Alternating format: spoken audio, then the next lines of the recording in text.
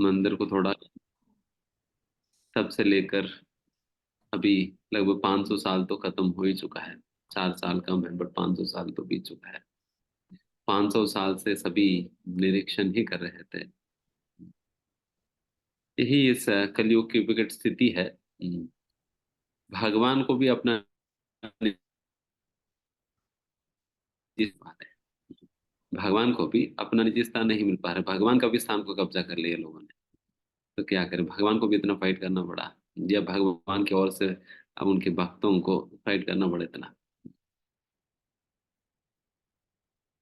तो बाकी हम लोग के क्या हाल।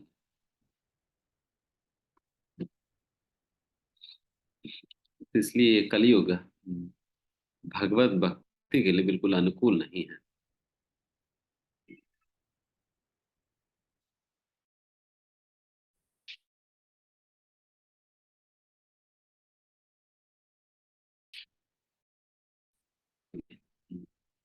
हमेशा कुछ ना कुछ संकट लगा ही रहता है।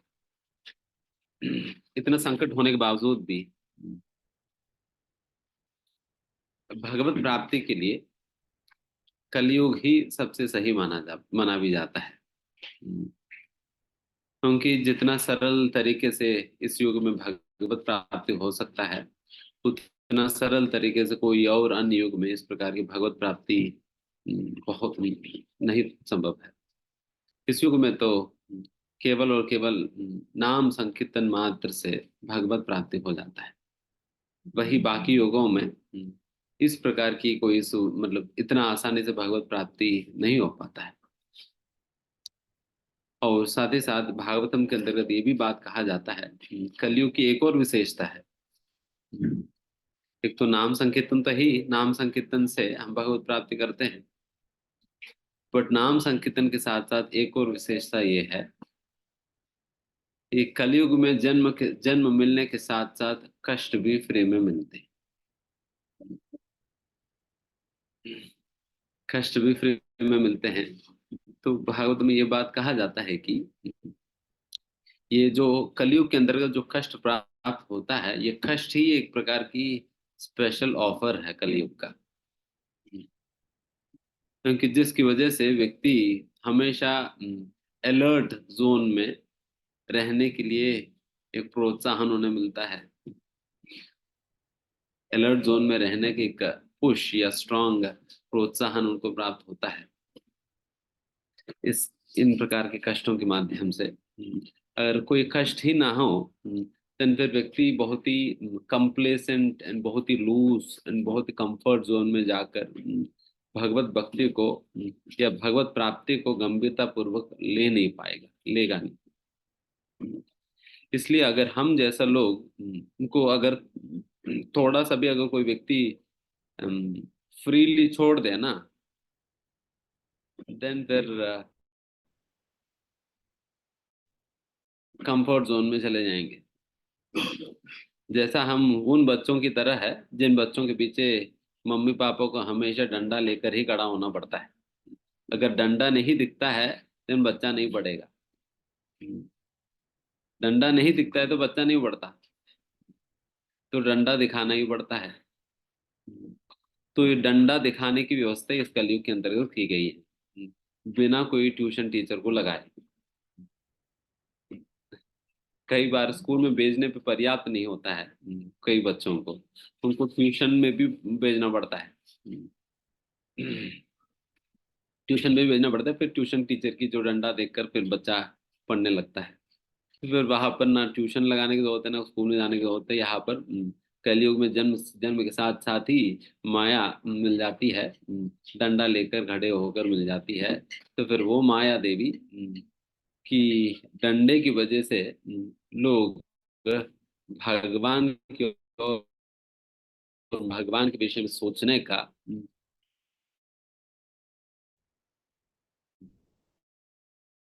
है। इसलिए ये जो कलयुग के अंतर्गत मिलने वाले कष्टों को भी एक प्रकार की प्रेरोगेटिव के रूप में ही, एक स्पेशलिटी के रूप में, एक ऑफर के रूप में ही माना जाता है। एंड वही बट बात यह है कि हर एक व्यक्ति का जीवन में जब कष्ट आता है, उन कष्टों को वो भगवत प्राप्ति की ओर बढ़ने के लिए उम, अ, उत्सुकता के कारण नहीं बनता है। हर एक व्यक्ति के जीवन में जब कष्ट आता है, वो भगवत प्राप्ति की ओर उनको पुश नहीं करती है। कई ऐसा लोग हैं जिनके जीवन में कष्ट आने पे वो भगवत प्राप्ति के लिए आगे बढ़ते नहीं बल्कि उल्टा चले जाते हैं। इसलिए भगवत गीता में कहा जाता है, चतुर्विधा भजन्ते माम सुकृतोनुमार्जुना। जो 4 प्रकार के लोग जिनमें से जिन्हें कष्ट मिलता है, वो व्यक्ति भगवत प्राप्ति के लिए कब प्रयास करेगा? जब वो सुकृति नहीं होगा। व्हेन इज अ पायोस पर्सन, एक पुण्यवान व्यक्ति के जीवन में जब कष्ट आता है, देन वो व्यक्ति भगवान की ओर मुड़ता है। तो इस रामायण कथा के अंतर्गत भगवान श्री राम अपनी जीवनी के द्वारा ये दिखलाते हैं किस प्रकार से एक मनुष्य को, साधारण मनुष्य को, जब उनके जीवन में अनेक प्रकार की विषम परिस्थितियां या विकट परिस्थितियां, कष्ट इत्यादि आते हैं, उन चीजों को स्वीकार करनी चाहिए, कैसे सामना करनी चाहिए, how a person is suppose to take all of such difficulties in one's life, and कैसे रिस्पॉन्ड करनी चाहिए। तो ये सारे बातें हमें भगवान श्री राम अपने आदर्शमय जीवन के द्वारा, जिन्हें मर्यादा पुरुषोत्तम कहा जाता है, जिस प्रकार से भगवान श्री कृष्ण को लीला पुरुषोत्तम कहा जाता है, वैसा भगवान श्री राम को मर्यादा पुरुषोत्तम कहा जाता है, बिकॉज उन्होंने एक ऐसा उदाहरण प्रस्तुत किया है जिस उदाहरण पर मनुष्यों को चलने के लिए एक प्रेरणा का स्रोत बनते हैं। एक प्रेरणा के स्रोत के रूप में भगवान श्री राम की हर एक कार्य बहुत ही बड़ा आदर्श प्राय रहता है। वैसा भगवान श्री राम का जीवन रहा है। एंड आज तक भी इतने लाखों साल बीतने के बावजूद भी आज तक भी हम सभी के लिए ही या इस विश्व के लिए भगवान श्री राम की जो आचरण है, उनकी जो व्यवहार है, उनकी अपने जीवन में आए या वह कष्टों को सामने करने का जो तरीका है, तो ये सारा कुछ ही एक बहुत ही बड़ा आदर्श प्राय के रूप में खड़ा रहती है। तो इसलिए आज भी भगवान श्री राम से हम आदर्श प्राप्त करते हैं। निश्चित रूप से गीता भागवत के अंतर्गत अनेक प्रकार के सिद्धांतों के उल्लेखन है, बट उन सिद्धांतों को व्यवहारिक रूप से जीवन में उतारना किस प्रकार से उतारना चाहिए, और किस प्रकार से उन सिद्धांतों के अनुसार अपना जीवन व्यतीत करना चाहिए, ये भगवान श्री राम अपने जीवनी के दौरान उन्होंने दिखलाया है। तो इसलिए भगवान श्री कृष्ण के अनुसरण करना तो मुश्किल है, क्योंकि वो तो लीला पुरुषोत्तम है, बट वही राम जी की अनुसरण करना चाहिए, बिकॉज ये तो मर्यादा पुरुषोत्तम है। उन्होंने सही मार्ग दिखलाते हैं। बिकॉज भगवान श्री राम भगवान होते हुए भी एक मनुष्य को किस प्रकार से व्यवहार करनी चाहिए, ये अपने आचरण के द्वारा दिखाते हैं। वही कृष्ण, वो भी भगवान भगवान भगवत्ता का प्रदर्शन करते हैं। कृष्ण अवतार में श्री कृष्ण अपना पूर्ण भगवत्ता का प्रदर्शन करते हैं। इन पूर्ण भगवत्ता का प्रदर्शन करने के कारण श्री कृष्ण की नकल करना तो बिल्कुल ही असंभव है। धोखा खाएगा व्यक्ति अगर करने का प्रयास करे तो इस प्रकार से वैसा भगवान श्री राम भी क्यों ना हो, वे भी अनेक प्रकार के ऐसा अद्भुत अद्भुत कार्य किए हैं कि सर्वसाधारण मानवों के लिए, सर्वसाधारण मनुष्यों के लिए इन प्रकार के कार्यों को नकल करना तो बिल्कुल ही असंभव है। बट फिर भी कई ऐसा कार्य है, कई ऐसा धर्म के आचरण रहा है भगवान श्री राम की, जिसे निश्चित रूप से हमें सीख कर समझ कर उसके अनुसरण करनी चाहिए। ज्यादातर अ, रामायण को लोग एक धार्मिक दृष्टिकोण से इसके अध्ययन करते हैं, धार्मिक दृष्टिकोण से अध्ययन करने पे उनको एक प्रकार की शिक्षाएं प्राप्त होते हैं जो कि धार्मिक है। जैसा उसके अंतर्गत लोग कहते कि हाँ, एक एक परिवार के अंतर्गत दो भाई आपस में कैसे रहना चाहिए, यह हमें रामायण से हमें सीखने के लिए मिलता है। एंड उसी प्रकार से एक पिता का स्नेह होता है, ये रामायण से हमें जानने के लिए मिलता है। एक व्यवहार करना चाहिए, ये रामायण से हमें सीखने के लिए मिलता है। पति कैसे होना चाहिए, एक आदर्श पत्नी कैसे होनी चाहिए, ये सारा चीजें हमें रामायण से सीखने के लिए मिलता है। करके जो धार्मिक दृष्टिकोण से रामायण अध्ययन करते हैं या धार्मिक दृष्टिकोण से कहने वाले वक्ताओं से जो रामायण कथा का श्रवण करते हैं, उन्हें इन प्रकार की शिक्षाएं उन लोगों को प्राप्त होता है। ये इस प्रकार की शिक्षाएं वो लोग सीखते हैं रामायण की रामायण कथा के अंतर्गत या रामायण कथा के दौरान। बट वही इस रामायण को एक भक्ति की दृष्टिकोण से असलियत में अध्ययन करनी चाहिए, सीखना चाहिए, समझना चाहिए।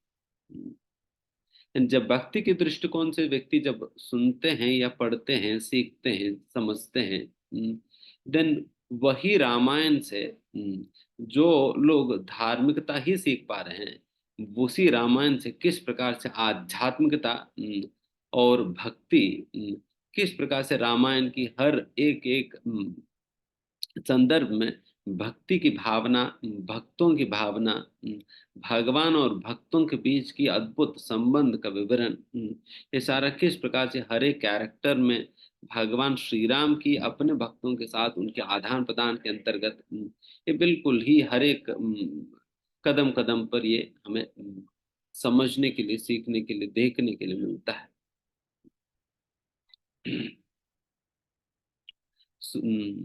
एंड कोई और उसी रामायण को एक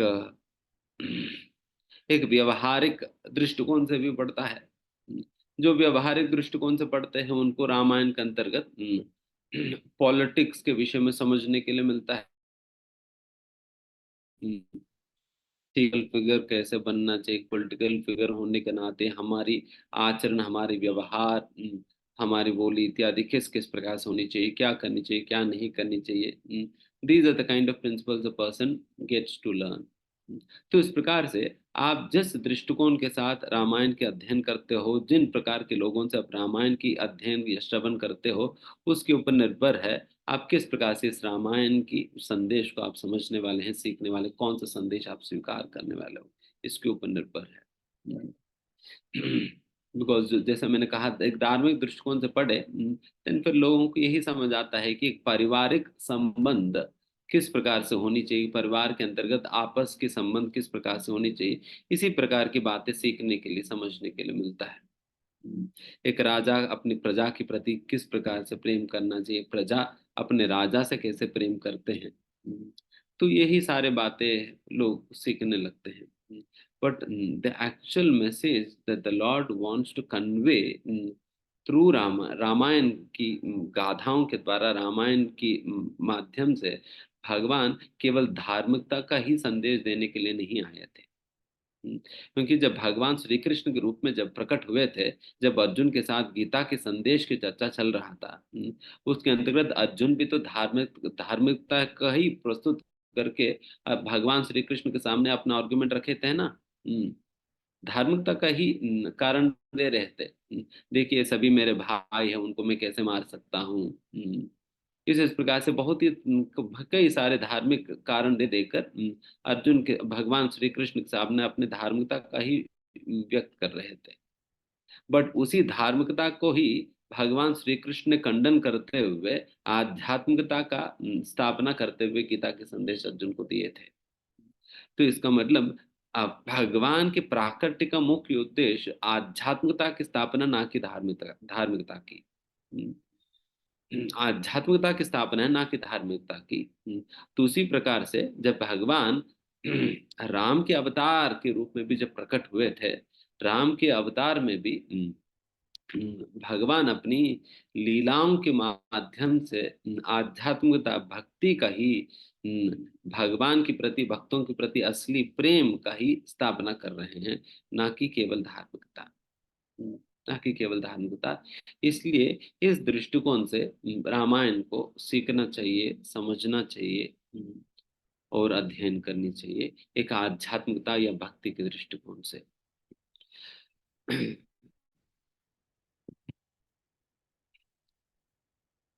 तो इसलिए जब भी भगवान की लीलाओं का श्रवण करते हैं,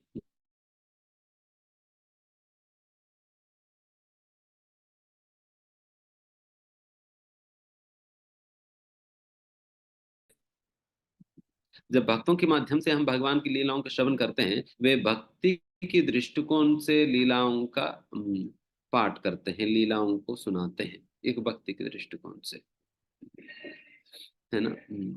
एंड भगवान की लीलाएं असलियत में उसी दिन समझ समझ में आना शुरू होगा होंगे जिस दिन आप भक्ति के दृष्टिकोण से अब जब लीलाओं को देखने लगेंगे। तब तक लीलाओं को सही प्रकार से समझ पाना बहुत मुश्किल पड़ता है, जब तक ये भक्ति के दृष्टिकोण से उन लीलाओं का अध्ययन नहीं करे तो इसलिए हमें भक्तों से श्रवण करनी चाहिए। एंड इस तो वैसा तो हमारे पास कोई इतना समय नहीं है कि हम पूरा रामायण की पाठ आज करने लगेंगे। एक छोटी सी अंश रामायण के अंतर्गत हम चर्चा करेंगे आज।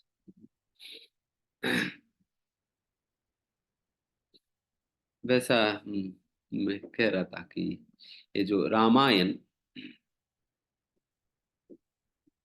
इसकी वैसा तो दो अर्थ है। एक तो राम की कथा है, इसको इसलिए उसे रामायण कहा जाता है। एंड दूसरा रमा अयन, मतलब सीता देवी की कथा है।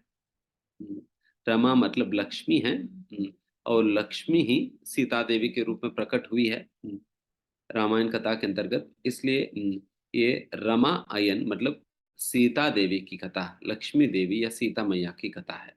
तो इस प्रकार से एक प्रकार से राम जी की भी कथा माना जाता है, एक प्रकार से लक्ष्मी जी का कथा भी माना जाता है।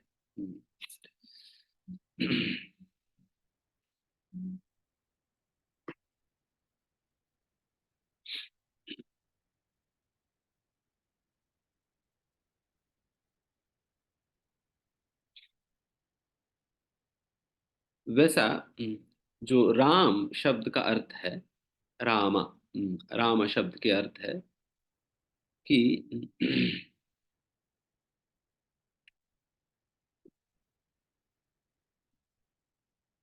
राम शब्द के अर्थ होता है कि जो अन्यों को आनंद प्रदान करने वाले हैं।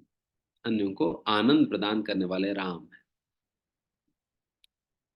अपने अद्भुत कार्यों के द्वारा, अपने अद्भुत लीलाओं के माध्यम से, अपने अद्भुत व्यवहार के माध्यम से, अपने अद्भुत आचरण के माध्यम से वो अन्यों को जो आनंद प्रदान करते हैं, उन्हें राम कहा जाता है। राम कहा जाता है। एंड उसी प्रकार से लक्ष्मण, लक्ष्मण शब्द का यह अर्थ है जो जिनके पास लक्ष्मी भरपूर मात्रा में है। जिनके पास लक्ष्मी भरपूर मात्रा में है, तो फिर कौन सा लक्ष्मी है लक्ष्मण जी के पास बिल्कुल भरपूर मात्रा में? एंड ये सेवा रूपी लक्ष्मी है। भगवान श्री राम की सेवा के रूप में जो लक्ष्मी है, वो लक्ष्मी असलियत में लक्ष्मी है। एंड वही लक्ष्मी भरपूर मात्रा में लक्ष्मण के पास है, इसलिए उनको लक्ष्मणा कहा जाता है। बिकॉज असलियत में ऐश्वर्य तो खास करके अगर भक्ति के दृष्टिकोण से देखा जाए, असलियत में भक्तों के जीवन में असली ऐश्वर्य तो सेवा ही है। जिनके पास जितना सेवा है, जो जितना सेवा कर सकता है, उतने ही ऐश्वर्यशाली है। तो उस प्रकार से ये लक्ष्मण शब्द की अर्थ है। वैसे ही भरत, भरत शब्द का अर्थ है जो बार सहते हुए भी सेवा करते हैं। जो भार सहते हुए भी सेवा करते हैं, उन्हें भरत कहा जाता है। एंड वैसा भरत महाराज वे निंदा के बाहर सह रहे थे। निंदा के बाहर सह रहे थे क्योंकि हर कोई भरत महाराज के ऊपर अनुमान ही कर रहे थे कि इन्होंने ही अपने माता के साथ मिलकर भगवान श्री राम को, लक्ष्मण को, सीता मैया को वनवास में 14 साल के लिए वनवास में जंगल में भेज दिया है। इन्हीं को राज करने की बहुत ही उत्साहता या बहुत ही इच्छा थी। तो अपना इच्छा का, अपना राजकांक्षा को, राज को प्राप्त करने की इच्छा को या राजा बनने की इच्छा को पूरा करने के लिए अपने माता के साथ षड्यंत्र करके राम जी को यहाँ से भेज दिया है। इस प्रकार से हर कोई इसी प्रकार से मानते थे। इसलिए जब राम जी, जब भगवान श्री राम, सीताराम लक्ष्मण जब वनवास में गए थे, उस समय तो भरत और शत्रुघ्न दोनों ही नहीं थे। वो दोनों दोनों ही नहीं थे।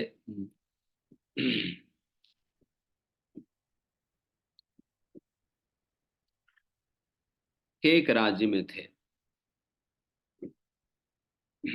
जब राम लक्ष्मण, सीता देवी, सीताराम लक्ष्मण जब वनवास में चले गए, देन फिर दशरथ महाराज जी का स्वास्थ्य बिल्कुल खराब हो गया,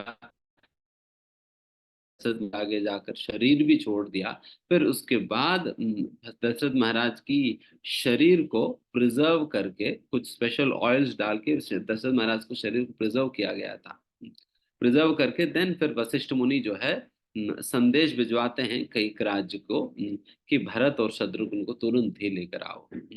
और उनको ये बात बताना थी, दशरथ महाराज अभी नहीं रहे करके, ये बात बताए बिना उनको लाना होगा। क्योंकि ये बात बताएंगे तो उन लोगों की हृदय टूट जाएगी ना, फिर वो पता नहीं क्या होगा। तो इसलिए फिर ये बात बताए बिना उनको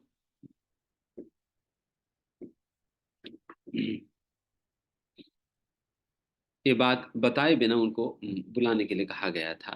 तब भरत महाराज शत्रुघ्न को जब बुलाया गया था, जब भरत और शत्रुघ्न अयोध्या में जब प्रवेश कर रहे थे, उनको अयोध्या बिल्कुल शून्य ही शून्य दिखाई दे रहा था। बहुत ही शोक तप्त था अयोध्या, शोक में डूबे हुए थी। एंड फिर सभी के सभी अयोध्या के जितने भी निवासी जन थे, वो सभी के सभी भरत महाराज को एक बहुत बड़ा शंका के रूप में या बहुत बड़ा अनुमान लगाकर भरत महाराज को एक विलन की तरह देख रहे थे, बहुत बड़ा शत्रु की तरह देख रहे थे। यही व्यक्ति है, इसी व्यक्ति के कारण ही तो आज हमें अपने राम से अलग होना पड़ा। आज राम इस प्रकार से जंगल में जाने का कारण यही व्यक्ति बने हैं, इसी व्यक्ति के राजकांक्षा बनी है। तो यही व्यक्ति वो दोषी है जिसके कारण राम को, सीताराम को इस प्रकार से अयोध्या छोड़ना पड़ा, जंगल जाना पड़ा। यही वो व्यक्ति है जो अभी अयोध्या में आ रहे हैं। करके इस प्रकार की भावना के साथ सभी लोग देख रहे थे। सभी लोग देख रहे थे। एंड इसके साथ साथ यहाँ तक भी कौशल्या देवी भी अनुमान करने लगी। जब सभी ही लोग इस प्रकार से अनुमान कर ही रहे थे, तन कौशल्या के अंतर्गत भी एक प्रकार की शंका जागृत हो गई कि हो सकता है सभी लोगों को बात सही ही हो। कई कैकेयी और भरत, यही दो लोग, यही मंत्रा, कैकेयी, भरत, ये सभी लोग मिलकर ही इस प्रकार से किए होंगे, इस प्रकार से किए होंगे करके देन फिर वो कौशल्या भी जब इस प्रकार से शंका करने लगी, तन भरत महाराज को समझ नहीं, अब मैं किनको मैं जाकर एक्सप्लेनेशन दूं, कौन सुनेगा मेरी बात। वहां पर जितने भी लोग थे सभी के सभी उनको अनुमान ही कर रहे थे, हालांकि उनको किसी प्रकार का दोष ही नहीं था, बट फिर भी उनको दोषी के रूप में देख रहे थे। एंड वो भी इस मतलब इसके दो करके उनको ठहरा रहे थे, जिस व्यक्ति को वो अपना आराध्य मानते थे, जिस व्यक्ति को अपना जीवन मान रहे थे, और जिस व्यक्ति का सेवा वो अपना जीवन भर निरंतर करते हुए आ रहे थे, जिस व्यक्ति को अपना धन प्राण मानकर बैठे थे भरत महाराज, वही व्यक्ति को आपने जंगल भेज दिया करके जब आपसे कहा जाता है, देन फिर भरत महाराज को सहा नहीं जा रहा था। भरत महाराज को इस प्रकार के दुख सहा नहीं जा रहा। एंड वैसा दुख में भी, वैसा दुख में भी मतलब भरत महाराज एक ऐसा स्थिति था। एंड उसी दुख में ही तो भरत महाराज ने ये शपथ लिया कि मैं किसी भी तरह से मैं जंगल जाऊंगा एंड फिर मैं किसी भी तरह से राम जी को मना कर ही आऊंगा करके, राम जी को वापस लाऊंगा ही लाऊंगा करके वो गए थे। एंड भरत महाराज का शपथ सुनकर ही सारा का सारा सारा सैनिक भी चले थे, सारा अयोध्या भी चल पड़ी थी चित्रकूट के लिए भरत महाराज के संग। एंड इसलिए भरत महाराज को जब जंगल जाना हुआ था, तब भरत महाराज जी को जब जंगल जाना हुआ था, फिर बड़े बड़े सड़कें बिछाना पड़ा। बड़े बड़े सड़कें बनाना पड़ा जंगल के लिए, क्योंकि जब इतना सारे प्रजा, लाखों करोड़ों की संख्या में प्रजा को जब जाना होता है तो फिर बड़े बड़े सड़कें चाहिए थी, इसलिए फिर पूरा जंगल भर में चित्रकूट तक बड़े बड़े सड़कें बनाना पड़ा भरत महाराज को वहां तक आने के लिए।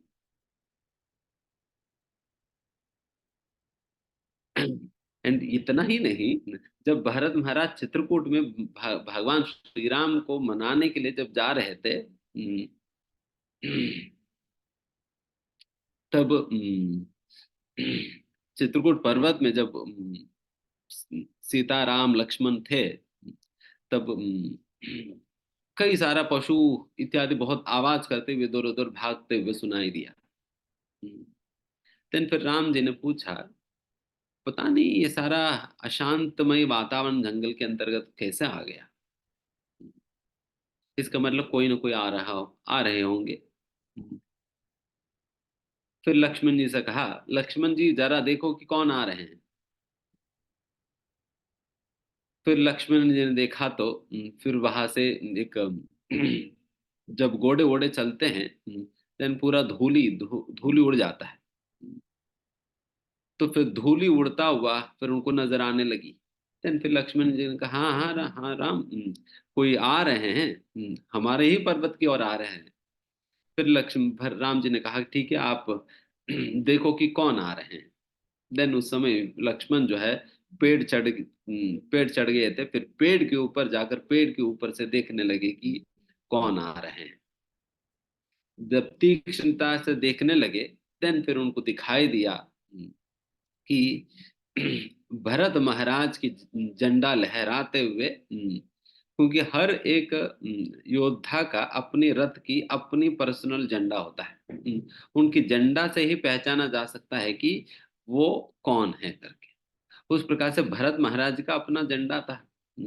उस झंडा को देखकर लक्ष्मण जी ने पहचान लिए तो भरत महाराज आ रहे हैं। तुरंत पेड़ के ऊपर से ही राम जी से वो चिल्लाते हुए कहने लगे, हे राम, हमें हमें पूर्ण रूप से खत्म करने के लिए और हमें मारने के लिए भरत जो है वो सीधा सीधा चित्रकूट में पहुंच रहे पूरा सेना के साथ। ये तो निश्चित रूप से हमें मारने के लिए आ रहे हैं। आप मुझे तुरंत मुझे ये धनुष बाण पकड़ा दो। ये धनुष बाण लेकर मैं यही से ही भरत महाराज को, उनकी सेना को यहां से मैं खत्म कर दूंगा। आप जल्दी से जल्दी मुझे ये धनुष बाण पकड़ा दो करके फिर चिल्लाने लगे।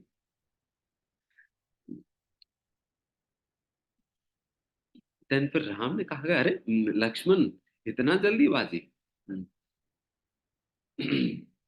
आप कैसे सोच सकते हैं कि भरत महाराज हमें मारने ही आ रहे हैं करके। आप कैसे कह सकते हो।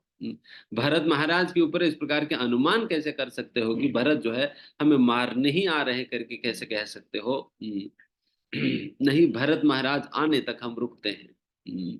आप इस प्रकार की युद्ध की घोषणा मत करो और युद्ध करने का बिल्कुल ही प्रयास मत करो। और उनके ऊपर अनुमान मत लगाओ, भरत को आने दो। करके जब श्री राम ने आज्ञा दिया, देन लक्ष्मण ने भी फिर अपने काउंटर आर्गुमेंट दिए, बट फिर भी राम ने माना नहीं। फिर अल्टीमेटली लक्ष्मण को राम जी की बात मानना ही पड़ा। एंड फिर रोक दिया युद्ध करना। एंड उतनी देर में भरत महाराज जी आते हैं। फिर भरत महाराज की और भगवान श्री राम की बात देखकर लक्ष्मण जी को बिल्कुल विश्वास हो जाता है कि ये भरत महाराज जो है ये राम जी को लेने के लिए आए थे, ये हमारे ऊपर आक्रमण करने नहीं। क्योंकि उनको लग रहा था ये तो अभी तो 14 साल के लिए भेजा है, 14 साल के बाद हम वापस लौटेंगे तो हमें राज वापस देना पड़ेगा करके, ये हमें हमें पूरा खत्म करके राज्य को अपना ही बनाने के लिए भरत महाराज जो है अपना पूरा सेना को लेकर हमारे ऊपर आक्रमण करने आए थे करके लक्ष्मण जी सोचने लगे। तो इस प्रकार से लक्ष्मण तक भी भरत महाराज को अनुमान करने लगे। तो आप सोचिए कि भरत महाराज के जीवन में रहा क्या। केवल एक ही व्यक्ति है जो भरत एंड वो है भगवान श्री राम, बस। हम्म, भगवान राम ही एक व्यक्ति है जिसने भरत महाराज को सही सही समझा है। उसी प्रकार से कई बार हमारे जीवन में कई लोग होंगे जो कि हमें सही प्रकार से समझ नहीं पाएंगे, क्योंकि हमारे अंतरंगिक बातें सभी को नहीं पता चल पाता। बट निश्चित रूप से इस बात के ऊपर तो विश्वास करना ही होगा हम सभी को कि चाहे इस दुनिया हमें बिल्कुल अपार्थ करे या हमें सही से समझे ना समझे, बट एक व्यक्ति तो जरूर हमें हमें निश्चित रूप से समझेगा, वो है भगवान। जिस प्रकार से भरत महाराज के केस में भगवान श्री राम ने भरत महाराज के अंतरंग को समझते हुए उनकी भावनाओं को समझा, तो उसी प्रकार से हमें भी एक व्यक्ति तो निश्चित रूप से समझेंगे, वो भगवान ही समझेंगे। दैट इज द रीजन कहा जाता है भगवान जैसा मित्र तो और कोई नहीं होंगे। और भगवान से घनिष्ठतम मित्र या बंधु या सखा और कोई नहीं हो सकते हैं भक्तों के लिए। तो उस प्रकार से इस प्रकार की इस प्रकार से भरत महाराज जी जब मनाने भी आए थे, फिर भरत महाराज को राम जी ने कह दिया नहीं नहीं, मैं नहीं आ सकता हूँ, आप ही जाइए, आपको ही ये राज्य पालन करना होगा। देन फिर भरत महाराज ने कहा कि ये राजभार हम नहीं उठा सकते हैं, हम आपके सेवक के रूप में आपकी ओर से हम इस राज के पालन करेंगे, हम आपके सेवक के रूप में आपकी ओर से ही राज्य के पालन करेंगे और राज की सेवा करेंगे करके फिर भरत महाराज ने इस प्रकार से कहकर वो वापस गए थे राम जी के पादुकाओं को लेकर। एंड भरत महाराज ऐसा इंटीग्रिटी के साथ उन्होंने अपना जीवन व्यतीत किया कि ले जिस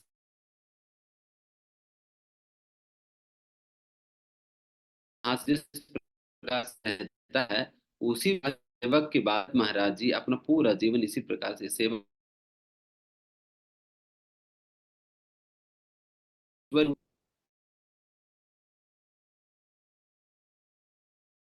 सेवा करने के रूप में ही वो अपना पूरा 14 साल बिताए थे। इसलिए कभी भरत युद्ध युद्ध के अंदर प्रवेश ही नहीं किए थे, एंड केवल और केवल अपने आप को राम जी का ही सेवक मानकर अपना पूरा का पूरा साल उन्होंने इसी भाव के साथ सेवा किए थे। एंड फिर भरत महाराज को उन लोगों की सेवा करना पड़ता था जिन लोगों को भरत महाराज के ऊपर विश्वास ही नहीं था। ये सारा कुछ होने के उपरांत भी कई लोग भरत महाराज को माने नहीं, कई लोग भरत महाराज को माने नहीं। भरत महाराज को ऐसा ऐसा परिस्थितियों को झेलना पड़ता था कई बार, जब भरत महाराज सरयू नदी में जब नहाने जाया करते थे, नहाने जाया करते थे, कुछ लोग तो भरत महाराज से इतना द्वेष करने लगे कि भरत महाराज के ऊपर पत्थर फेंकने लगे। इसलिए कई बार भरत महाराज को ऐसा समय पर सरयू नदी में नहाने के लिए जाना पड़ता था कि जिस समय कोई नहीं, वैसे समय देखकर जाना होता था। ऐसा विषम परिस्थिति थी भरत महाराज के सामने, ऐसा संकट था। और निश्चित रूप से जो लोग हमारे ऊपर शंका करते, जो हमें अनुमान करते हैं, वैसा लोगों के साथ जीना एक क्षण के लिए भी बहुत बहुत कठिन होता है। कितने भी बड़ा शत्रुओं के साथ जीना तो ठीक है, चल जाता है, बट जो लोग हमारी जिनको विश्वास, जो लोग हमेशा हर बात पर हमें अनुमान ही करते हैं, फिर वैसा लोगों के साथ जीना बहुत मुश्किल है। और ऊपर से अगर वैसा लोगों की सेवा करने के लिए सेवा करना और मुश्किल है। वैसा लोगों की सेवा करना और ज्यादा मुश्किल है, जो हमारे ऊपर विश्वास नहीं करते हैं, हर बात को डाउट करते हैं। फिर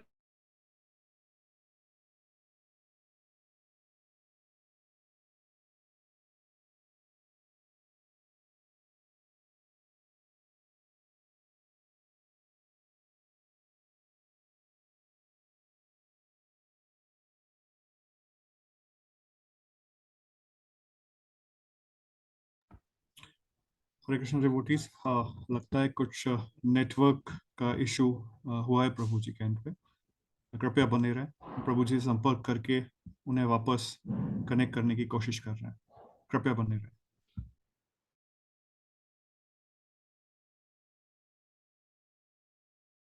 हरे कृष्ण। सॉरी।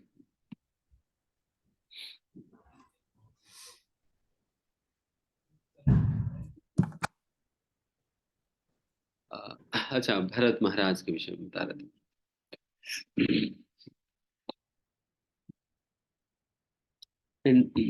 लक्ष्मण के तुलना भरत महाराज को तो, लक्ष्मण तो भगवान श्री राम की संगति में, उनकी उपस्थिति में सेवा करने के लिए मिला। बट भरत महाराज को तो वो सौभाग्य भी नहीं रहा। उनको तो राम जी की विरह में राम जी का सेवा करना, विरह में सेवा कर रहे, विरह में सेवा कर रहे थे। राम जी का संगति भी नहीं प्राप्त हुई। केवल राम जी का स्मरण करते हुए प्रतिदिन इन पादुकाओं का पूजा करके, नमन करके भरत महाराज अपनी दिनचर्या शुरू करते थे। इन बहुत ही तपस्वी पूर्ण जीवन बिताए थे भरत महाराज। किसी प्रकार के राज ऐश्वर्य को, राज भोग को स्वीकार नहीं किया। ये बहुत मुश्किल पड़ता है। लोग पदों की प्रति, पद की प्रति इसलिए आकर्षित होते हैं क्योंकि उस पद के साथ साथ अनेक प्रकार के ऐश्वर्य और सुविधाएं इत्यादि प्राप्त होता है। इसलिए उन सुविधाओं से आकर्षित होकर, उन ऐश्वर्य से आकर्षित होकर व्यक्ति पद प्राप्त करना चाहता है, पद प्राप्त करना चाहता है। एंड उन सुविधाओं के चक्कर में, उन ऐश्वर्यों के ही चक्कर में व्यक्ति उस पद को बनाकर रखने के लिए सेवा करना पड़ता है, करके सेवा करेगा। बट वही भरत महाराज तो बिल्कुल उल्टा। पद के साथ दोनों आते हैं, ऐश्वर्य सुविधाएं और दूसरी ओर सेवा। दोनों आते हैं। लोगों के आकर्षण ऐश्वर्य और ऐश्वर्य और सुविधाओं के प्रति होता है। और सेवा को करना पड़ता है, ते करके कर लेते हैं। बट भरत महाराज बिल्कुल उल्टा। पद के साथ आया हुआ सारा ऐश्वर्यों को उन्होंने त्याग दिया, और सारा सुविधाओं को उन्होंने नकार दिया, और केवल पद के साथ आया हुआ केवल सेवा को स्वीकार किए थे। केवल सेवा कर रहे थे, उसके साथ ऐश्वर्य और सुविधाओं को उन्होंने त्याग दिया। असलियत में सही भक्त की यही पहचान है। उनकी पद के साथ आया हुआ ऐश्वर्यों के प्रति और सुविधाओं के प्रति कोई आसक्ति नहीं होगा। निश्चित रूप से उन चीजों की उस हद तक प्रयोग करेगा जिस हद तक उनको ये ऐश्वर्य और सुविधाएं उनकी सेवा में काम आएगी। अन्यथा उनको उन सुविधाओं से ना कोई मतलब है, ना ऐश्वर्य से कोई मतलब है। वो विरक्त ही रहेगा। जहां तक सेवा की बात आएगी तब तक उन ऐश्वर्यों को, सुविधाओं को प्रयोग करेगा। जब अपना व्यक्तिगत सुविधा, व्यक्तिगत सुख के लिए तो उन चीजों को प्रयोग नहीं करता है। ये भक्तों को पहचान। जैसा भरत महाराज यहाँ पर जी रहे थे। तो इसलिए भरत महाराज ने बहुत बहुत ही आदर्श प्राय जीवन बिताया है। बहुत आदर्श प्राय जीवन बिताए हैं। एंड वैसा तो ये इन भाइयों की आपस की जो संबंध है, ये तो बचपन से ही है, जन्मतः। उन लोगों का आपस के संबंध था। अगर भगवान जब छोटे बच्चे ही थे, चारों भाइयों को चार पालकी में रखे गए थे, एंड सभी चारों ही रोने लगे थे, और ऐसा रोने लगे कोई रुक ही नहीं रहे थे। कितना रोकने पर भी रुक नहीं रहे थे। देन बहुत ज्यादा समय तक कौशल्या मैया, बाकी सभी कैकेयी इत्यादि, सुमित्रा, सभी ही लोग उन लोगों को रोकने का प्रयास करे, बट फिर भी ये लोग रुके नहीं। तब वशिष्ठ मुनि को बुलाया गया था, देखिए कि ये सभी लोग तो इतने देर से रो रहे हैं कि ये लोग तो, इनके रोना बंद ही नहीं हो रहा, देखिए कि फिर क्या हो गया इनको, आप देखिए क्या करना है। देन फिर वशिष्ठ मुनि ने इन लोगों के स्वभाव को देखकर फिर क्या किया।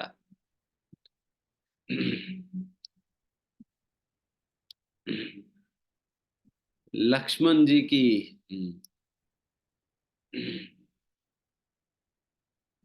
झूलन को राम जी की बगल में लेकर आए थे, और शत्रुघ्न की झूलन को भरत जी की बगल में ले आया, और जैसा ले आए थे वैसे ही इनकी रोना कम हो गया, बट बंद नहीं,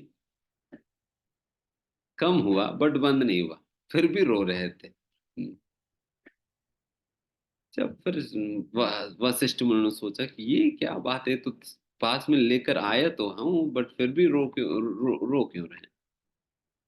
देन फिर वशिष्ठ मुनि ने क्या किया, लक्ष्मण जी को अपनी झूलन से उठाया, एंड राम जी का झूलन में ही रख दिए, एंड फिर जैसा रखा दोनों की रोना बंद हो गया। एंड फिर शत्रुघ्न जी को उठाया और भरत जी की झूलन में रख दिया, पर जैसा रखा उन दोनों का भी रोना बंद हो गया। तो इस प्रकार से इन इन चारों भाइयों के आपस की प्रेम जो है बचपन से ही था, बचपन से ही था। हालांकि जो सुमित्रा देवी की भावना भी इसी प्रकार की थी। जब वो अमृत के पात्र को लेकर दशरथ महाराज कौशल्या के पास आए थे, कौशल्या को आधा भाग देकर बाकी आधा भाग जो है सुमित्रा और कैकेयी में बांटे थे। एंड फिर कैकेयी अपने भाग में आधा लेकर बाकी आधा भाग को सुमित्रा को दे दिया। तो उसी समय सुमित्रा ने सोचा, इस प्रकार की पौना भाग और पौने में आधा भाग लेकर जो मेरे संतान प्राप्त होगा, मेरी यही आशा है कि ये दो दो संतान जो है ये सेवक बनेंगे कौशल्या के पुत्र का, और कैकेयी के पुत्र के सेवक बनेंगे। इसलिए बचपन से ही, जन्म लेने के पहले से ही उनकी इच्छा इसी प्रकार की थी। एंड फिर वही आगे जाकर उनको ऐसे ही बच्चे प्राप्त हुए, जो कि आगे जाकर सुमित्रा को दो बच्चे प्राप्त हुए हैं, एक तो लक्ष्मण एंड दूसरा शत्रुघ्न। लक्ष्मण राम जी का सेवक बने, और शत्रुघ्न भरत जी का सेवक बने। दोनों का बहुत ही सुंदर, मतलब ये दोनों जोड़ी, मतलब दोनों, ये दो जोड़ी हमेशा साथ ही साथ चलते थे, कहीं भी कुछ भी करना है साथ साथ ही, कहीं खेलने भी जाना है तब भी साथ साथ जाते थे। एंड एक प्रकार से जब राम जी बचपन में, जब एक बार वैसे ही खेल रहे थे, खेलते खेलते वो मिट्टी में खेल रहे थे, कीचड़ में खेलते खेलते फिर चारों भाई पूरा कीचड़ कीचड़ हो गया, उनको पूरा शरीर कीचड़ से भर गया। हम्म, फिर कीचड़ से जिन लोगों की शरीर भर गया था, उन अपने बच्चों को देखने के लिए तीनों माताएं भी आ गई। हम्म, फिर तीनों माताएं आकर फिर वो भी चिल्लाने लगे, अरे ये बच्चे आप लोग क्या कर रहे हैं, आप राजवंश के हो, आप लोग इस प्रकार से मिट्टी में क्यों खेल रहे हैं, देखिए तुम्हारा पूरा शरीर जो है कीचड़ से भर गया, करके फिर जैसा वो चिल्लाने लगे, उतने ही देर में फिर ये चारों भाई क्या किया, ये चारों भाई कीचड़ कीचड़ उठाए, इन तीनों माँ पे फेंक दिए थे, तीनों मैया पे फेंक दिया। और उन लोगों को भी उन लोगों को भी शरीर पे पूरा कीचड़ कीचड़ कर दिया।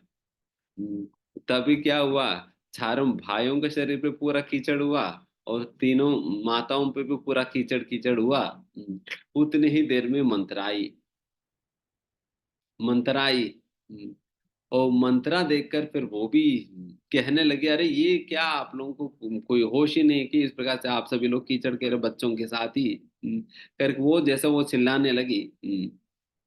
राम जी ने क्या किया, धनुष बाण उठाया, अपने बाण पे कीचड़ की बॉल बनाया। हम्म, कीचड़ कीचड़ को एक बॉल के रूप में बनाए थे, और धनुष बाण उठाया, उस बॉल को मंत्रा के ऊपर फेंक दिया। वो बॉल जैसा मंत्रा को लगा, मंत्रा भी पूरा कीचड़ से भर गई। हम्म, जब इस प्रकार से मंत्रा का पूरा शरीर को उन्होंने कीचड़ से भर दिया, उस दिन ही मंत्रा ने मंत्रा को ये बात ठीक नहीं लगा जो राम जी ने किया उनके साथ। उनको मजाक भी कैसे लेना नहीं आता। ये क्रूर लोगों को या ऐसा ईर्ष्यालु लोगों को अगर उनके साथ मजाक भी करे ना, फिर उल्टा ही पड़ता है। ये मंत्रा के साथ मजाक किया तो देखिए फिर वो उल्टा सोचने लगी। ये मेरा बेइज्जती कर दिया इसने, करके फिर सोचने लगी इनके साथ में कुछ ना कुछ आगे जाकर करूंगी ही करके। वो मतलब उस समय उन्होंने जो सोचा, 20 साल के बाद जब भगवान श्री राम 24 साल के थे, तब जाकर फिर वो अपना गुस्सा निकाली, अपनी ईर्ष्या निकाली राम जी को वनवास में भेजकर। उस दिन का उनके अंदर वो बात रह गई उनके मन में। तो इसलिए ईर्ष्यालु लोगों के साथ जीना बहुत मुश्किल है, बहुत मुश्किल है। बिकॉज ये ईर्ष्या लोग ना अपने मन को ऐसा भर देते हैं, ग्रजेस को ऐसा बनाकर रख लेते हैं कि फिर जीवन भर ही कैरी करते हैं, जीवन भर कैरी करते हैं। इसलिए ही शास्त्र में कहा जाता है, one should avoid envious people, avoid करनी चाहिए उनके साथ, कम से कम ही we do not indulge with them actively. ईर्ष्या लोगों के साथ थोड़ा सा दूर ही रहते हैं। तो इस प्रकार से मंत्रा।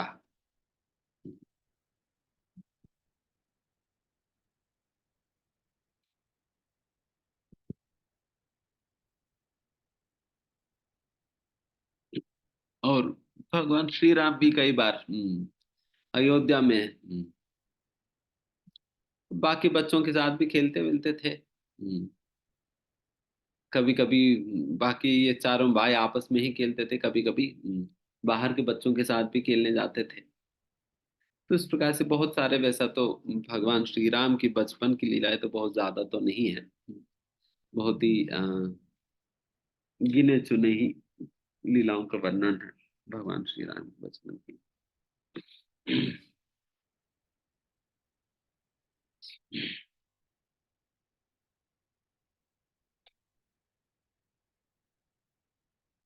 और वैसा हम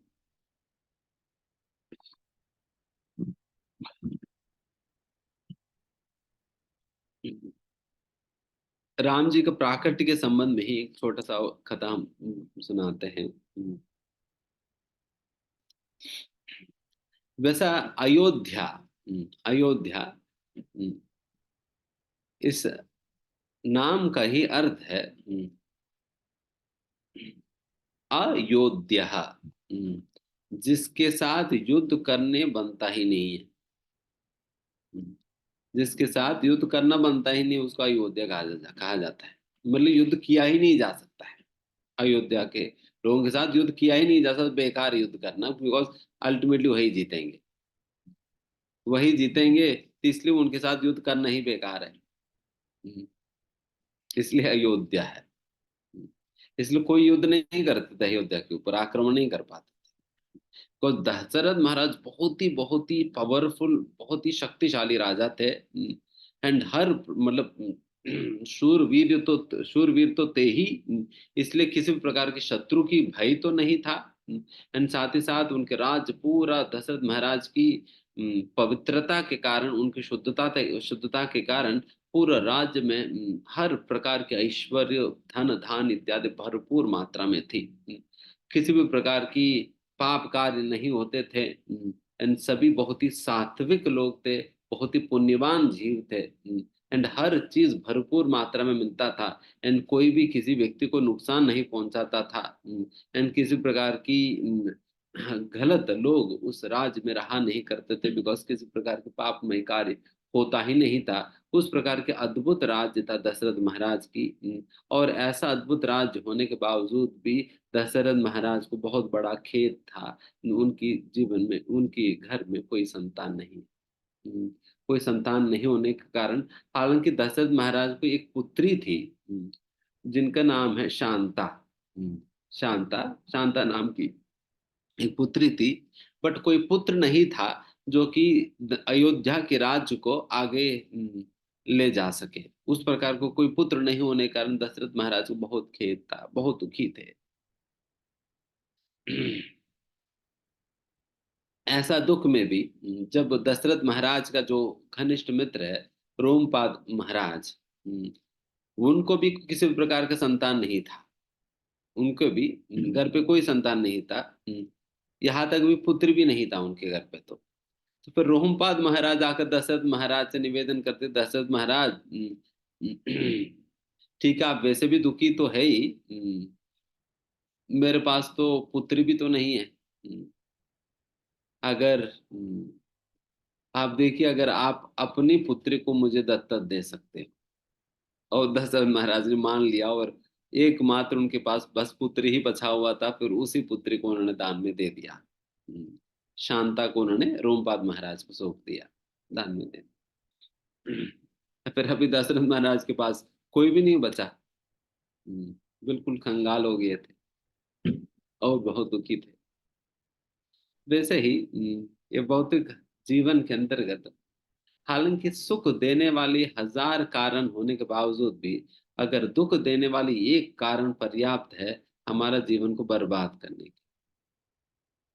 सारा सुख को बैलेंस करके, बैलेंस कर देने के लिए बस एक कारण बस पर्याप्त है। जिस प्रकार से दशरथ महाराज के जीवन में भी हर प्रकार का सुख था ही उनके जीवन में, बस एक चीज की कमी था।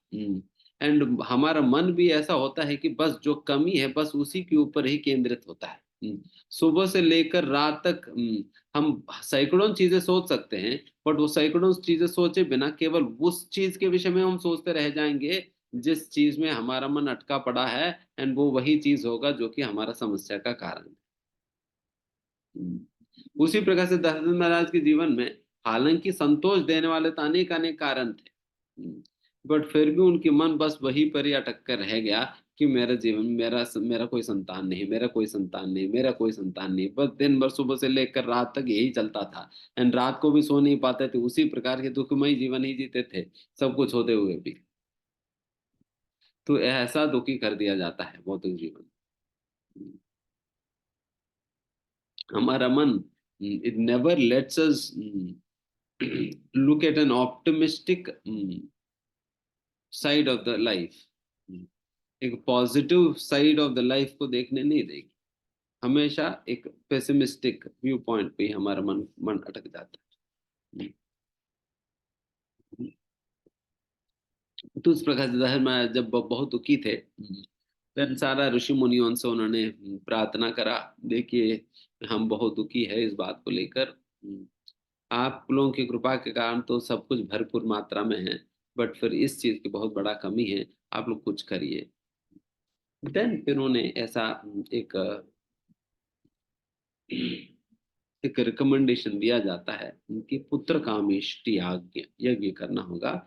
यदि पुत्र कामेष्टि यज्ञ कोई साधारण व्यक्ति नहीं कर सकता है, उसके लिए एक ऐसा व्यक्ति की जरूरत होगा जिसने अपना जीवन के ज्यादा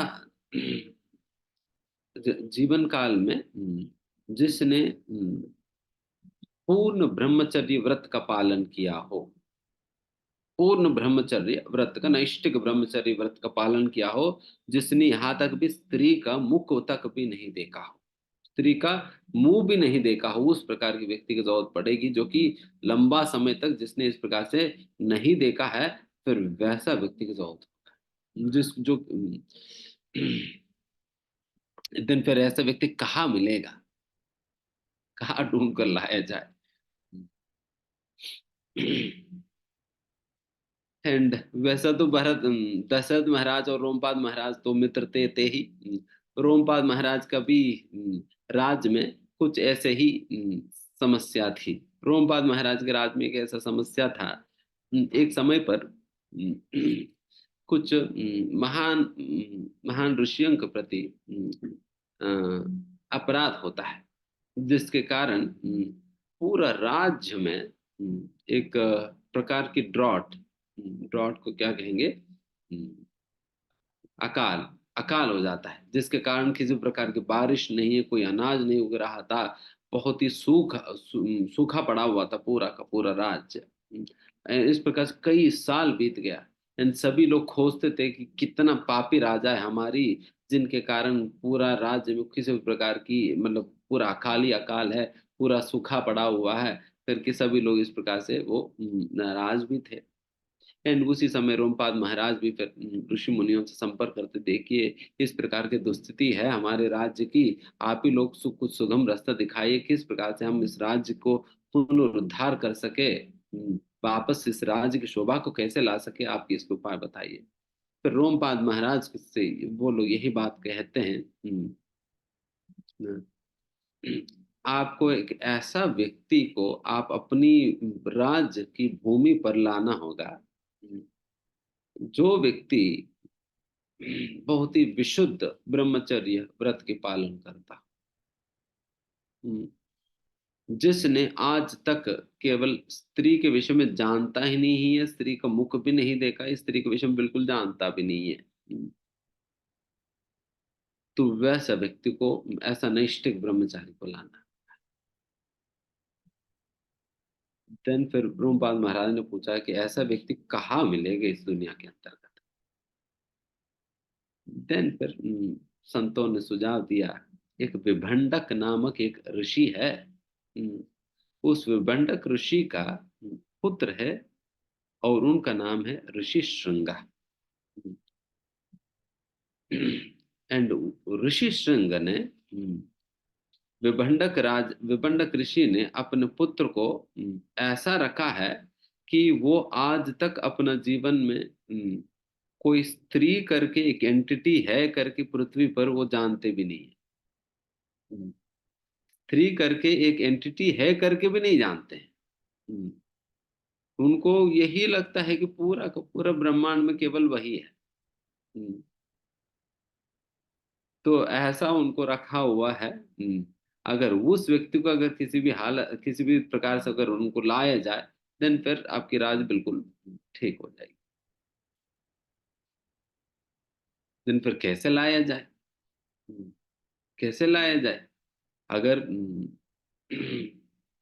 वो ऋषि विमंडक तो आने नहीं देगा, क्योंकि उनको बहुत गुस्सा है, बहुत गुस्सा है, वो बहुत गुस्सा होकर ही फिर सारा ये सब कुछ छोड़ छाड़ कर फिर वो गए थे बाहर जंगल में।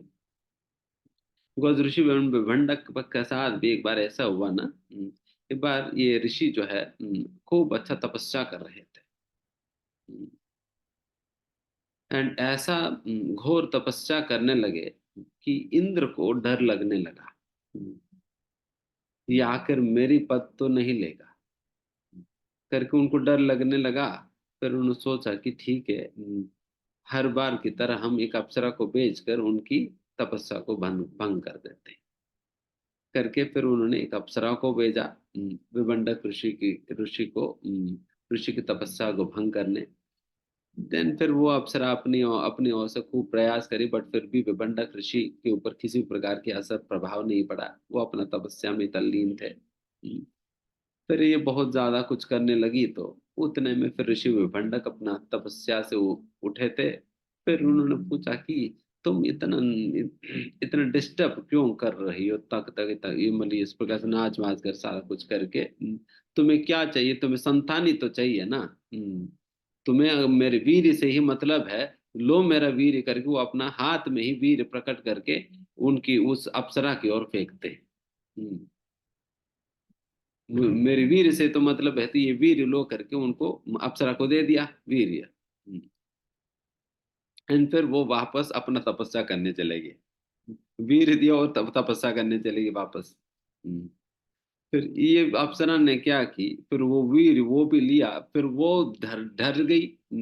और ये इतना बड़ा महा तपस्वी की वीर है। इसको मैं क्या करूं क्या करूं, अगर इसको मैं इसको धारण तो नहीं कर पाऊंगी। करके वो सोचते सोचते दिन फिर उस वीर को वही फेंक कर चलेगी। एंड फिर क्या हुआ, फिर एक हिरन आकर उस वीर को खा गई। देन फिर वो हिरन को अम, गर्भ हो गया। वो वीर लेने पे हिरण्य को गर्भ हो गया।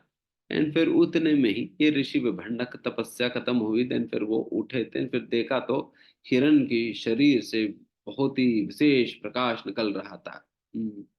तो फिर देखा कि ये क्या है, इतना क्या तेज है इसका। देन फिर सोच देन फिर वो अपना अंतःकरण में देखा तो फिर पता चला कि ये अप्सरा ने उनका जो महिमान्वित तेजोमय वीर को उसने फेंक दिया। एंड फिर वह उस वीर को इस हिरण ने ग्रहण करी। फिर अल्टीमेटली अभी ये बच्चा जो है हिरण के अंदर है करके। देन फिर कुछ ही समय के बाद ये हिरण के गर्भ से एक बच्चा पैदा हुआ।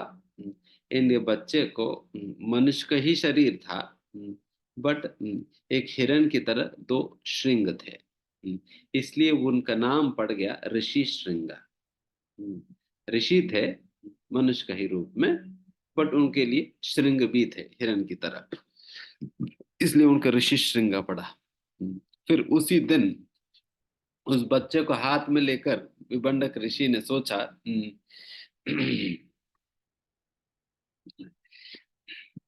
कितना कठोर ये स्त्री कि जिसने बिल्कुल परवाह ना करते हुए इस वीर को यहाँ का यहाँ छोड़कर वो चले गई है।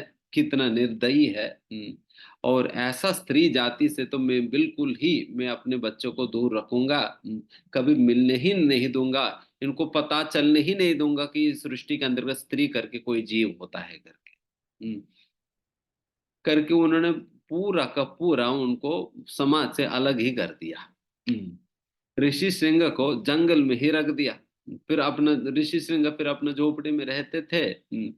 कि वो ऋषि श्रृंग अपना जीवन में केवल एक ही व्यक्ति को देखते थे, वो है उनके पिताजी। बस बस उन्हीं को देखते थे। बाकी सारा तो जानवरों के साथ ही खेलना उठना बैठना सब कुछ उनके साथ ही।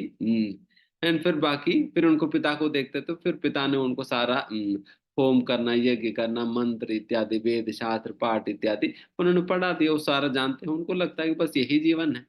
हम्म, यही जीवन है। उनको लगता है कि पूरा सृष्टि के अंतर्गत बस मैं और मेरे पापा है, बस हम ही दो जीव है। इनको पता ही नहीं था को कोई दूसरा कोई और होते भी है करके। खास करके बिल्कुल स्त्री के विषय में तो बिल्कुल ही पता नहीं है। तो फिर ऐसा व्यक्ति था ऋषिशृंग। और फिर राजा विभंडक तो वैसे ही गुस्से थे। उनकी उनको इतना बड़ा धोखा देकर चलेगी अप्सरा। तो इसलिए वो साधारण सभ्य समाज में आना भी नहीं चाह रहे थे। अगर ऋषि शृंग को जबरदस्ती लाएंगे तो ऋषि विमंडक दोबारा शाप दे देंगे, तो फिर अकाल भी नहीं रहेगा, पूरा राज्य उड़ जाएगी। हम्म, तो फिर क्या करे। तो फिर ऐसा संकट था। दिन फिर सभी लोग सोचने, फिर रोमपाल महाराज ने पूछा कि महाराज देखिए आप ही लोग बताओ कि फिर क्या करे। इस ऋषि शृंग को हम कैसे लाएं। देन फिर सारे ऋषि मुनि संत समाज सभी लोग मिलकर उपाय किए थे। कैसे ऋषि श्रृंग को लाया जाए। फिर सभी लोगों ने क्या किया कि हमारा राज्य के अंतर्गत जितने भी अप्सराएं हैं, सभी लोगों को इकट्ठा करो। सभी लोगों को इकट्ठा करो, और उन सभी को मुनि का वेश पहना दो। मुनि का कपड़े और मुनि का वेश, झटा वटा वो सारा पहना दो। उन सभी लोगों को मुनि बना दो। तो ऐसा मुनि बना दिया सभी अप्सराओं को। इन सारा अप्सराओं को एक सुंदर सा नाव में, एक झोपड़ी वोपड़ी बनाकर उनको भेज दिए थे। ऋषि श्रृंग जिस स्थान पर निवास करते हैं उस स्थान पर ये सभी अप्सराएं मुनि वेश में पहुंच गई। मुनि वेश में पहुंच गई। तो ये अप्सराएं फिर इनको सारा कुछ समझा बुझा कर ही भेजे थे। देखिए, ऋषि विमंडक की नजर में तो मत पड़ना, वो तो वैसे ही शाप दे देगा, बचकर रहो करके फिर उनके विषय में सारा कुछ बता बता कर उनको भेजे थे। देन फिर इन लोगों ने फिर सही समय देखा, जिस समय ऋषि विमंडक जो है हर दिन नहाने जब जाते हैं, उसी समय देखकर जो है ये लोग आराम से वो ऋषि श्रृंग की घर में प्रवेश करते हैं। तो उस दिन पहली पहली बार ऋषि श्रृंग ने दूसरा व्यक्ति को देखा। हम्म, पहली बार देखा उसने। फिर जैसा वो उन लोगों से बात करने लगे, फिर उनको लगा कि इनकी आवाज में इतना मिठास कैसे है। इनकी आवाज में इतना मिठास कैसे है। मेरी और मेरे पिताजी की आवाज तो ऐसा तो नहीं है, बट इनकी आवाज तो मीठा है। ठीक है, ऐसा कोई होते होंगे। फिर ऐसा छोड़ दिया। एंड ये लोग भी खूब अच्छा गुलाब जामुन वगैरह बनाकर ले गए थे। पता नहीं उस समय गुलाब जामुन चलता था क्या चलता था पता नहीं, कुछ अच्छा मीठा मीठा बनाकर ले गए थे। एंड ऋषि श्रृंग को आदत था केवल वो कंदमूल फल ही खिलाते थे अपने पिताजी बचपन से। उनको वही कंदमूल फल करने खाने का ही आदत था, कभी ये स्वीट वीट तो खाए ही नहीं। एंड ये लोग तो स्वीट बना कर ले गए थे। एंड ऑब्वियसली कंदमूल फलों से स्वीट तो अच्छा ही लगता है, तो स्वीट भी खिलाया। स्वीट भी काफी अच्छा लगा। अरे इनकी आवाज भी मीठा है, स्वीट भी मीठा है। ये ज्यादा मीठा है कंदमूल फल से। ये कौन सा कंदमूल है, कौन सा पेड़ पे मिलता है, तो कौन सा पेड़ बताएंगे। देन फिर उसके बाद जब काफी देर तक इन लोगों का आपस में बातें हुई, देन फिर जाते जाते ये लोग जिस प्रकार से एक ऋषि मुनि आपस में अभिवादन करने के उपरांत आलिंगन करते हैं, उस प्रकार से आलिंगन किए थे। फिर आलिंगन करने पे भी उनको लगा कि ये क्या को थोड़ा सा अजीब सा लग रहे हैं। देन फिर उनको दिमाग में कुछ समझ ही नहीं आ रहा था। समझ ही नहीं आ रहा था ये कौन है क्या है। देन फिर ये लोग चले गया।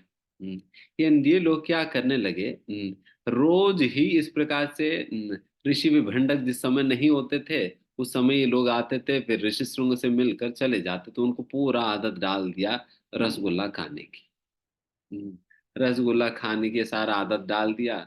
फिर कुछ दिन के बाद ये लोग प्रपोजल दिया, एक बार जाने पे प्रपोजल दिया कि देखिए हर बार तो हम ही तुम्हारे घर आ रहे हैं, एक बार आप भी तो हमारे घर आ सकते हो। हम्म, फिर उसने पूछा कि ये वाली फल, मतलब वो रसगुल्ला वाली फल, ये मिलेगा। फिर ना वहां पर तो खूब सारे फल रखा हुआ है, तो आपको खूब मिलेंगे। देन फिर आपको तो फिर वही आना होगा। देन फिर ये लोग धीमे से उनको अपने कुटीरा में ले गए। एंड कुटीरा के अंदर ले गए। एंड कुटीरा में जाकर ये सभी लोग आपस में बातें करने लगे, रसगुल्ला खिलाने लगे, ये वो सारा कुछ चल रहा था। हम्म, तो इतने देर में इनकी कुटीरा कहाँ बना हुआ था, ये तो नाव में, नाव के ऊपर बना हुआ था ना। फिर नाव चलने लगी। हम्म, नाव चलने लगी। फिर उस कुटीरा के साथ ही नाव चल पड़ी, एंड फिर नाव चलाते चलाते चलाते चलाते जो है वो राज्य तक पहुंचा दिया। हम्म, राज्य तक पहुंचा दिया। एंड फिर जैसा राज तक पहुंचा दिया, फिर भी फिर काफी देर हो गया। फिर इतने देर में ये ऋषि श्रृंग ने कहा कि देखिए काफी देर हो गया, मेरे पिताजी वापस आने के समय हो गया, मुझे जल्द से जल्द मुझे अपना कुटीरा में जाना होगा। नहीं तो मेरे पिताजी नाराज हो जाएंगे, मुझे जल्द से जल्द निकलना है करके। फिर वो बहुत जल्दी जल्दी करके वो अपना कुटीरा से बाहर निकला। एंड फिर जैसा वो अपना पैर वो जो राजा रोमपाद महाराज के राज्य में उन्होंने जैसा ही वो अपना पैर रखा, तुरंत की तुरंत खूब बारिश होने लगी। खूब बारिश होने लगी, एंड सारा जो भी अकाल इत्यादि था वो सब कुछ खत्म हो गया। एंड फिर सब कुछ ही ऐश्वर्यशील, एंड फिर सारा अन्न धन धान्य अनाज इत्यादि उत्पादित होने लगी। तो उस प्रकार से ऋषि श्रृंग रोमपाद महाराज के राज में प्रवेश करे। देन फिर राज में प्रवेश करने के बाद तो अभी राज में प्रॉपर दुनिया में आ ही गया। फिर बच्चे भी देख लिया, बड़े भी देख लिया, स्त्रियों को देख लिया, बड़ों को देख लिया, सब कुछ देख लिया उन्होंने। तब तक किसी को देखा ही नहीं था। फिर सब कुछ ही देख लिया। देन फिर सभी सोचने लगे कि अभी ये ऋषि श्रृंग हमारे राज्य में आया है करके अगर ये बात राजा ऋषि विभंडक को पता चलेगा, देन सभी लोगों को उड़ा देंगे पूरा। बहुत बिल्कुल ऐसा शाप देंगे कि सभी से सभी को जाना होगा। फिर क्या करे, अभी ऋषि विभंडक को कैसे शांत करे, क्या करना होगा। तो ऐसा सोचकर फिर रोमपाल महाराज ने क्या किया, उन्होंने ऋषि श्रृंग को अपनी बेटी शांता को देकर विवाह कर दिया। अगर एक बार विवाह हो जाएगी तो फिर दामाद बहू को थोड़ी मारेगा। हम्म, एक बार शादी हो गया तो फिर तो नहीं मारेगा। करके फिर इस प्रकार सोचकर शादी करा दिया। हम्म, इतने में ऋषि विभंडक को पता चला ये बात।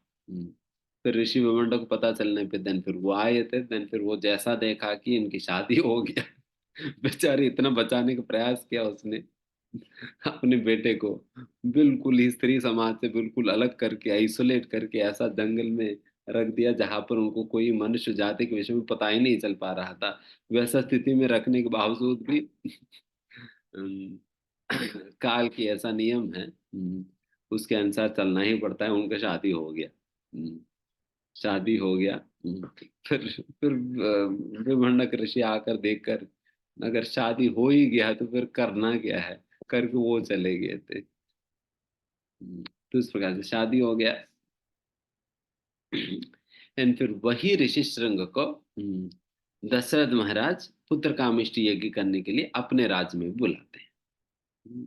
अपने राज्य में बुलाते हैं। एंड फिर वही ऋषि श्रृंग जाकर ये पुत्र कामेष्टि यज्ञ करते हैं, जिसके फलस्वरूप यज्ञ पुरुष प्रकट होकर वो जो वो प्याला देते हैं जो कि खीर से भरा हुआ है, वही जाकर आगे ये कौशल्या सुमित्रा कैकेयी के बीच में ये पूरा खीर बांटा जाता है। हालांकि वैसा तो दशरथ महाराज का केवल 3 पत्नियां नहीं हैं, कई सारे पत्नियां हैं। कई सारे पत्नियां हैं, बट 3 प्रधान थे। 3 प्रधान हैं। एंड ये इन 3 पत्नियों को दशरथ महाराज अपनी इच्छा से इनके साथ शादी करी। बट बाकी लोगों को सरकमस्टेंशियली या मजबूरी में शादी करना पड़ा। क्योंकि एक समय जब परशुराम जी थे, जब परशुराम जी थे तब परशुराम जी ने एक शपथ लिया ना, कि पूरा क्षत्रिय वंश को मैं पूरा पृथ्वी से निकाल दूंगा करके। तो इसलिए उन्होंने लगभग 21 बार उन्होंने पूरा पृथ्वी पर दंड यात्रा किया। हर राज्य में जा जाकर फिर वहां पर जो भी अ, जो भी राजा क्षत्रिय राजा थे फिर उनको मार देते थे, उनको हरा देते थे, उनको मार देते थे, फिर नेक्स्ट राज्य। तो इस प्रकार से करते करते 21 बार सारा क्षत्रियों को उन्होंने मारा। 21 बार मारा। तो क्षत्रियों को मारने के सिलसिले में कई बार परशुराम जी अयोध्या भी आए थे दशरथ महाराज को मारने। और दशरथ महाराज तो है तो बहुत ही शक्तिशाली है, शूरवीर तो थे ही, बट फिर भी परशुराम जी तो भगवत भगवत स्वरूप है, इसलिए उनके साथ युद्ध नहीं करना चाह रहे थे। युद्ध नहीं करना चाह रहे थे। बट फिर भी कैसे बचे? हम्म, फिर उन्होंने सोचा कि परशुराम जी का एक नियम था। अगर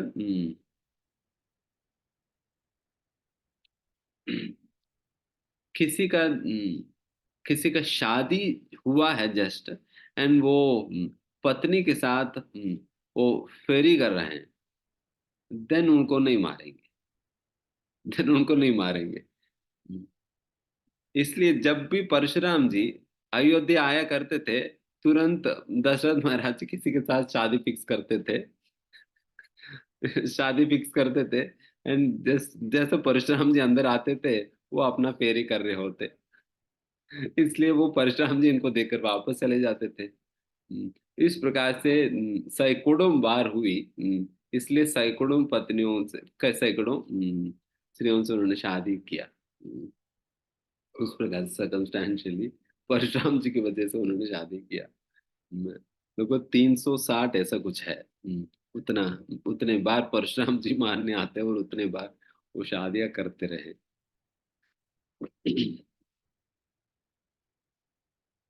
उस प्रकार से दशरथ महाराज जी का इतने सारे पत्नी और फिर उनमें से ये तीन प्रधान थे, उन इन तीनों में ही ये खीर बांटा गया था। एंड वैसा तो सुमित्रा, कैकेयी, कौशल्या, ये तीनों ही आपस में बहुत ही प्रेम के साथ रहा करती थी। प्रेम के साथ रहा करते थे। एंड सभी लोगों का प्रेम था राम से। कैकेयी भी बहुत प्रेम करती थी भगवान श्री राम से। बट फिर भी जब मंतरा जैसा एक ईर्ष्यालु व्यक्ति के साथ जब कोई होता है, हम्म, एक जब कोई कुसंगति होता है, वो कुसंगति ही पतन का कारण बनता है। कुसंगति हमेशा पतन का कारण बनता है। ये मंत्रा की संगति कैकेयी ने छोड़ा नहीं। उस प्रकार की कुसंगति उनका जीवन में रह गया। उस कुसंगति के कारण ही कैकेयी का पूरा राज्य को कितना नष्ट हुआ, कितना कष्ट झेलना पड़ा, कितना दिक्कत हुई है ना। केवल एक असंगति के कारण। उसी प्रकार से दुर्योधन ने वो शकुनी का संगति किया। कुसंगति है। कभी सुधरने ही नहीं देते थे। कभी थोड़ा बहुत इधर उधर की बातें सुनकर अगर दुर्योधन में थोड़ा बहुत परिवर्तन आने का संभावना भी होता था, शकुनी उसको न्यूट्रलाइज कर देते, बेटा इस रास्ते में मत जाओ, मेरे साथ चलो, मैं आप तुम्हें ले चलता हूँ। उनको सही रास्ते में जाने ही नहीं देते। उसी प्रकार से कंस भी एक समय पर तो कंस तो ऐसा बदल गया था कि वो दुर्गा देवी के प्राकट्य के उपरांत, उनकी बात सुनने के उपरांत तो ऐसा बदल गया था, फिर वो तो क्षमा मांगने लग गए थे वसुदेव और देवकी से। देखिए मुझे क्षमा कर दो, मैं आप लोगों को बहुत पीड़ा दिया, बहुत दुख दिया, मुझे क्षमा कर दो करके वो खूब क्षमा प्रार्थना करने लगे। आज से मैं तुम लोगों को मुक्त कर दूंगा, आप अपना जीवन जियो करके इस प्रकार से बहुत कुछ कहने लगे। पर अगले दिन ही वो अपना सभा में गया। फिर सभा में जाने के बाद सारा असुरों को, राक्षसों को संगति किया, उनकी काउंसलिंग लिया, उनसे कंसल्टेशन ली, फिर तुरंत उनके दिमाग सारा खराब हो गया। तो कंस भी इस प्रकार से बिगड़ जाने के कारण वो कुसंगति ही था। एंड दुर्योधन भी बिगड़ने के कारण वो भी कुसंगति था। एंड यहाँ पर कैकेयी भी बिगड़ने का कारण ये भी कुसंगति है। इसलिए कहा जाता है कि असत्संगत त्याग यही वैष्णवाचार। जब तक व्यक्ति अपना असत्संगति को, अपना कुसंगति को, गलत प्रकार की संगति को नहीं छोड़ेगा, तब तक वो आध्यात्मिक प्रगति नहीं कर सकता है, भक्ति में आगे नहीं बढ़ सकता है।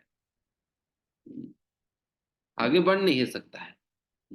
आप केवल सोचते रहेंगे कि प्रभु जी ये तो मेरा बहुत ही बहुत ही घनिष्ठ मित्र है, इनको मैं कैसे छोड़ सकता हूँ।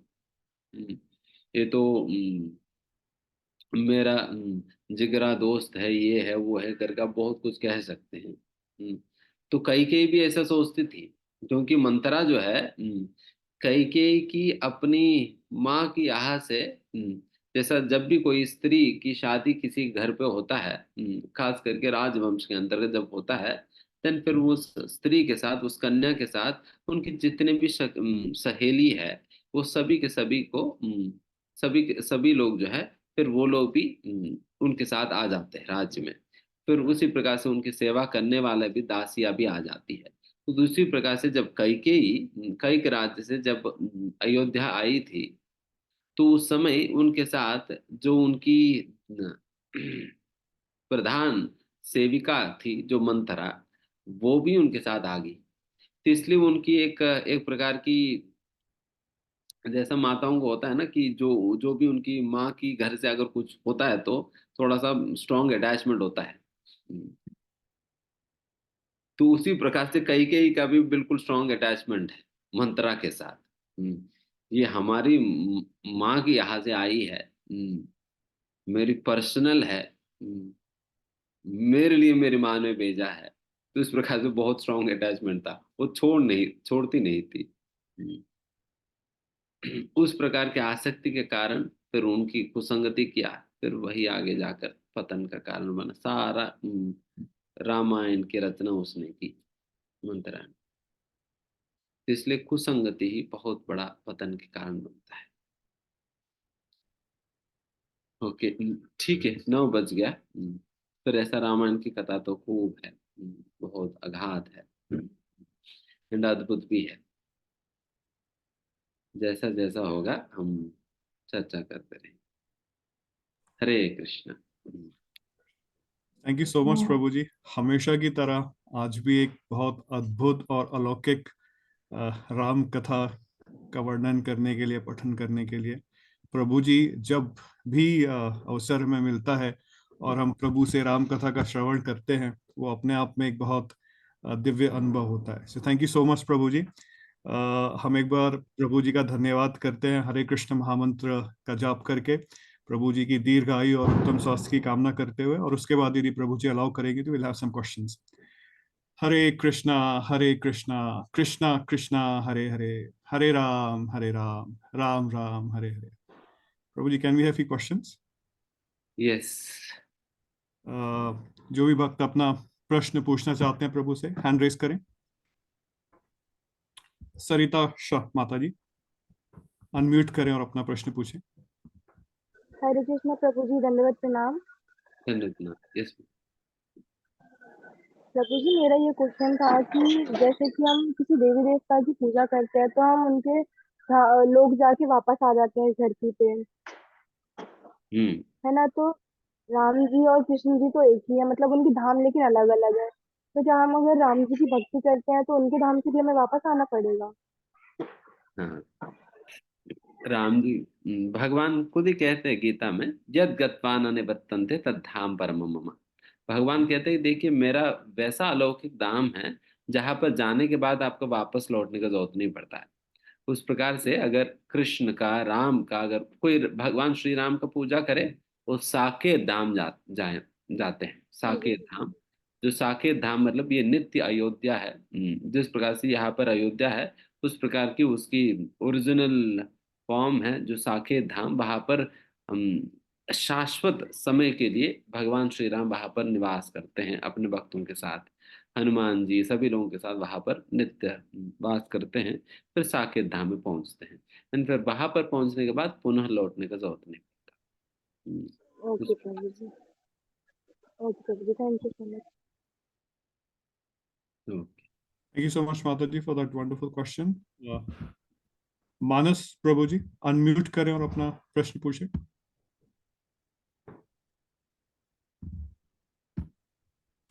मानस प्रभु जी, अनम्यूट करें। जी प्रभु जी, हरे कृष्ण। हरे कृष्ण। वही जानना चाह रहा था, जो 500 साल की बात हो रही है, 500 साल पहले क्या था? क्योंकि युग परिवर्तन कई साल कई हजारों साल पहले से हो रखे, तो जो अभी चल रही कि 500 साल के बाद ये चीज पूरा हुआ जी।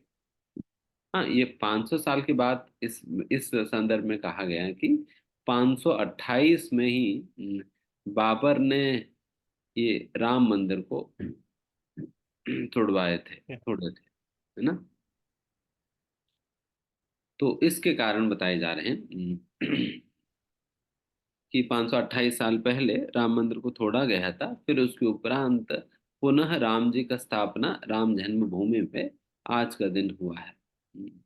तो इसलिए ये 500 अच्छा, साल तो की मतलब वहां पे पहले पहले। जी, और पहले भी राम जी का यस, पहले वहां पर राम मंदिर हुआ करती थी। सबसे पहले तो राम मंदिर भगवान श्री राम का ही पुत्र कुश ने बनवाया।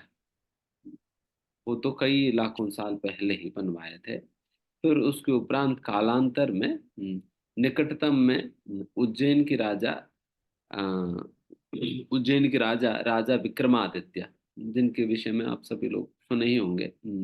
विक्रमादित्य राजा, उसने बनवाया।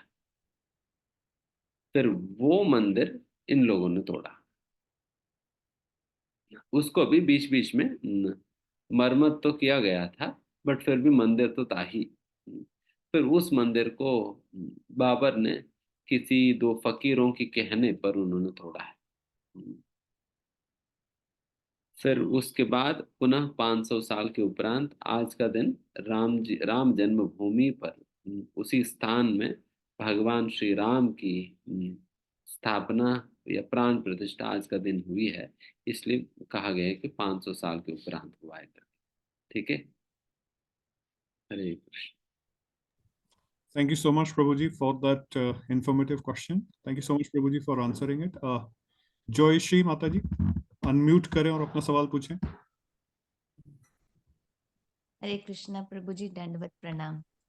हरे प्रभु जी मैं हरे कृष्णा प्रभु जी, मेरा क्वेश्चन था कि वाल्मीकि कृत रामायण और तुलसीदास कृत रामायण में हमको वाल्मीकि कृत रामायण पढ़ने को बोलते हैं, तो उसको थोड़ा सा मुझे थोड़ा प्रकाश दे दीजिए प्रभु जी, कि थोड़ा क्लैरिटी, क्योंकि मेरे को क्लैरिटी नहीं है। तो वाल्मीकि कृत रामायण है मेरे पास, वही पढ़ने को बोलते हैं। तो बच्चे प्रश्न करते हैं कि आप यही क्यों पढ़ते हो, तो मैं उनको जवाब नहीं दे पाती। तो थोड़ा सा क्लियर कर दीजिए प्रभु जी।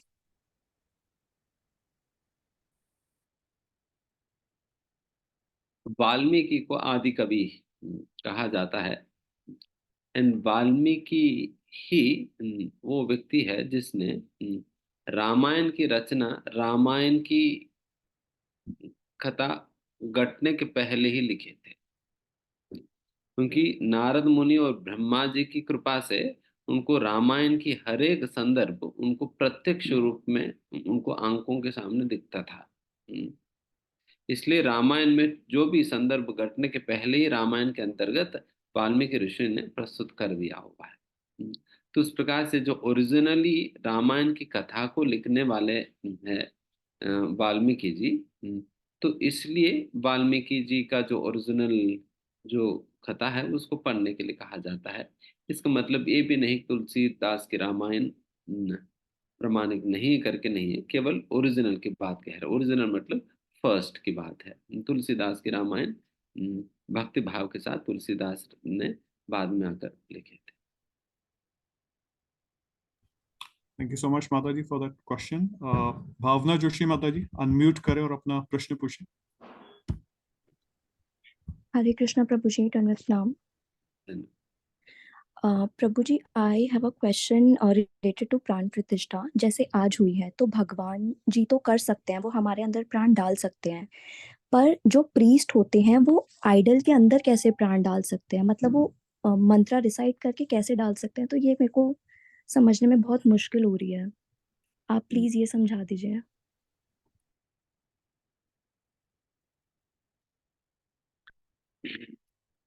फर्स्ट ऑफ ऑल, प्राण प्रतिष्ठा का सबसे पहली बात ये हमें स्मरण रखना होगा कि भगवान को वासुदेव कहा जाता है। वासुदेव मतलब सर्वव्यापी है।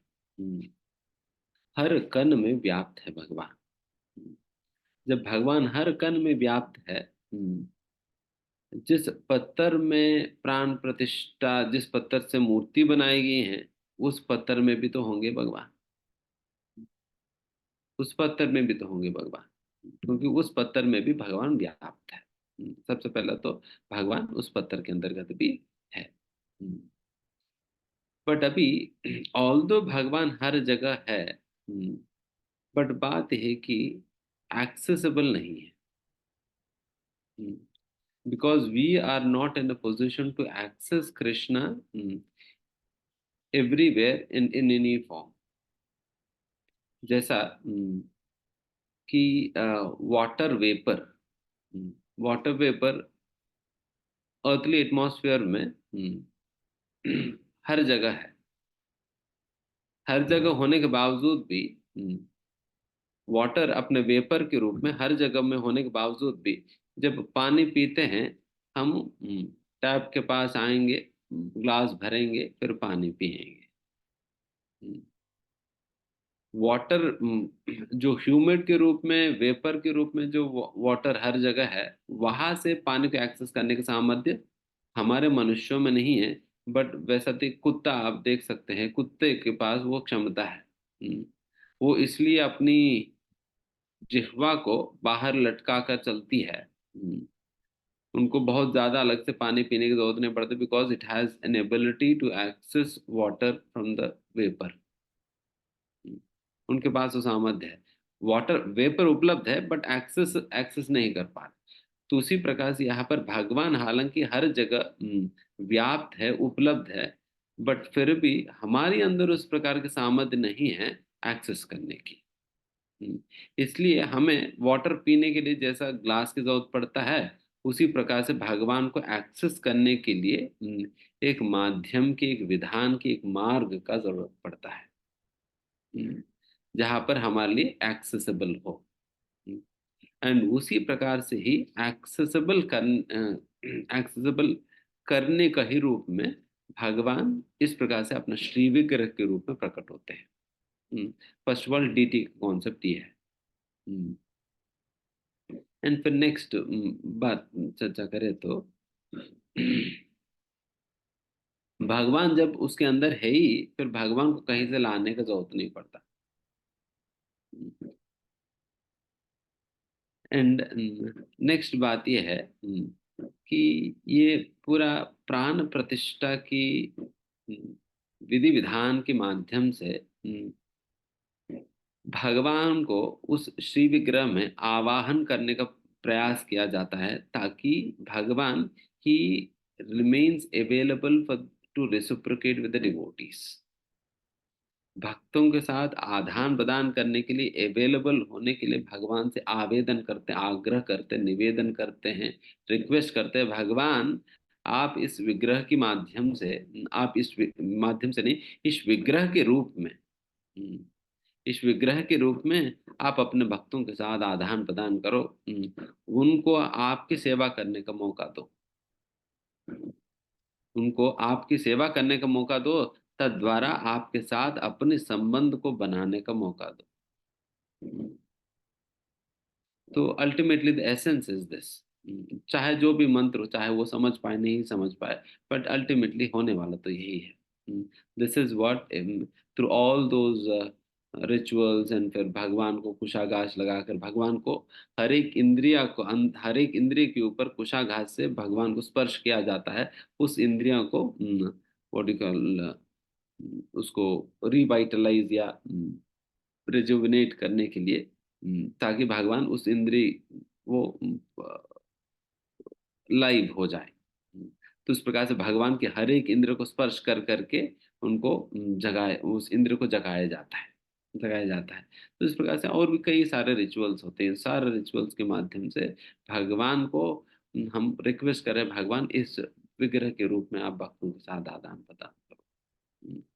एंड फिर जितने आगे जाकर जितने विशुद्ध भक्तों की उपस्थिति में, विशुद्ध भक्तों के द्वारा जब भगवान को इस प्रकार से आवाहन किया जाता है, बुलाया जाता है, भगवान उतना ही आमंत्रण को स्वीकार करके उस विग्रह में आकर उस विग्रह के रूप में अवतार लेते हैं। इसको अच्छा अवतार कहा जाता है। अच्छा, जिस प्रकार से भगवान का अनेक अवतार है, उस प्रकार से ये भी एक प्रकार के अवतार है, अच्छा अवतार है, भगवान से बिल्कुल अभिन्न है। उस रूप में भगवान आदान प्रदान करते हैं।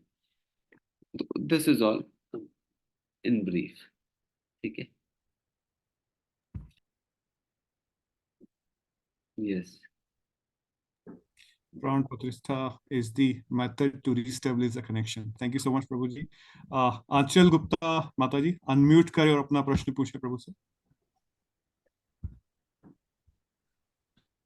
कृष्णा प्रभु जी, पंचांग प्रणाम। यस। प्रभु जी, मैंने एक कथावाचक के मुख से सुना था कि राम जी के जो है एक ही पुत्र थे, उनका नाम है लव। और जो कुश थे वो वाल्मीकि जी ने, वो जो उनके पास जब माता सीता को वो नहीं मिलते हैं, तो वाल्मीकि जी ने वो एक उनके पास जो कुशा रखी होती है उससे बनाया था। और तो फिर इसलिए उनका नाम कुश पड़ा। तो मतलब वो कुश से बनाया था। तो क्या ये जो बताया गया है वो सही है? क्योंकि आज तक तो हमने यही सुना था कि माता सीता को 2 पुत्र हुए थे, लव और कुश। तो क्या सही है प्रभु जी, प्लीज बताइए। हमने भी वही सुना था जो आपने सुना, जो कि 2 पुत्र है करके, लव और कुश। वही 2 पुत्र राम जी के पुत्रों के रूप में सारा विश्व में जाना जाता है। फिर आगे जाकर यही इन्हीं 2 पुत्रों ने इस रामायण की प्रचार प्रसार किया। स्वयं श्री राम के सामने भी इस रामायण को सुनाते हैं। तो उस समय भी राम इन दोनों अच्छा, को पुत्रों के रूप में ही स्वीकार करते हैं आगे जाकर भी। तो इस प्रकार से राम जी का ही ठीक पुत्र के रूप में ही हम जानते हैं। पता नहीं ये ठीक है प्रभु जी। और आधार पर बोल रहे, पता नहीं। और यस। प्रभु जी, मेरी एक रिक्वेस्ट थी कि जैसे हम लोग देहरादून में हैं, तो मतलब जैसे आप लोग यात्रा पे जाते हैं तो हमें मौका नहीं मिल पाता है, क्योंकि नोएडा बहुत दूर है, फिर नोएडा से आगे जाना। तो आप कभी हरिद्वार की भी यात्रा पर आइए, और तब हमें भी आपसे मिलने का मौका मिलेगा। क्योंकि अभी 1 साल हो गया है आप से जुड़े हुए, और हमें अभी तक आपको प्रत्यक्ष रूप से देखने का, आपके प्रवचन सुनने का कभी भी अवसर नहीं मिला है। तो प्रभु जी, मेरी एक ही रिक्वेस्ट भी थी, तो प्लीज इस पे थोड़ा सुनिएगा प्रभु जी। डेफिनेटली साल में एक बार हम आते ही हरिद्वार की तरफ, एक बार आएंगे। एंड हाँ कुछ इस जी, और प्रभु जी देहरादून भी आइए। पता नहीं, जैसा मौका होगा। वहाँ का भी टेम्पल लीडर्स तो बुला रहे हैं, बट हम जा नहीं पाए अभी तक। आएंगे प्लीज प्रभु जी आइए, तो हमें भी आज से मिलने का मौका मिलेगा। क्योंकि जरूर। अभी बच्चे छोटे हैं, इसलिए हम थोड़ा नहीं आ पा रहे हैं वहां पे। इसलिए हम भी आएंगे, आपसे मिलने का हमें मौका मिलेगा, और आपके सामने देखने का और आपके प्रवचन सुनने का हमें भी अवसर प्राप्त होगा प्रभु जी। तो प्लीज इतनी सी रिक्वेस्ट को सुनिएगा जरूर प्रभु जी। जरूर। पहले हरिद्वार को प्लान करेंगे। हाँ जी प्रभु जी। चलिए। हरे कृष्णा प्रभु जी। Thank you so much, Mataji, for that question and for that request. Yes, Prabhuji, Haridwar visit is long due. Uma माताजी, अनम्यूट करें और अपना प्रश्न पूछें।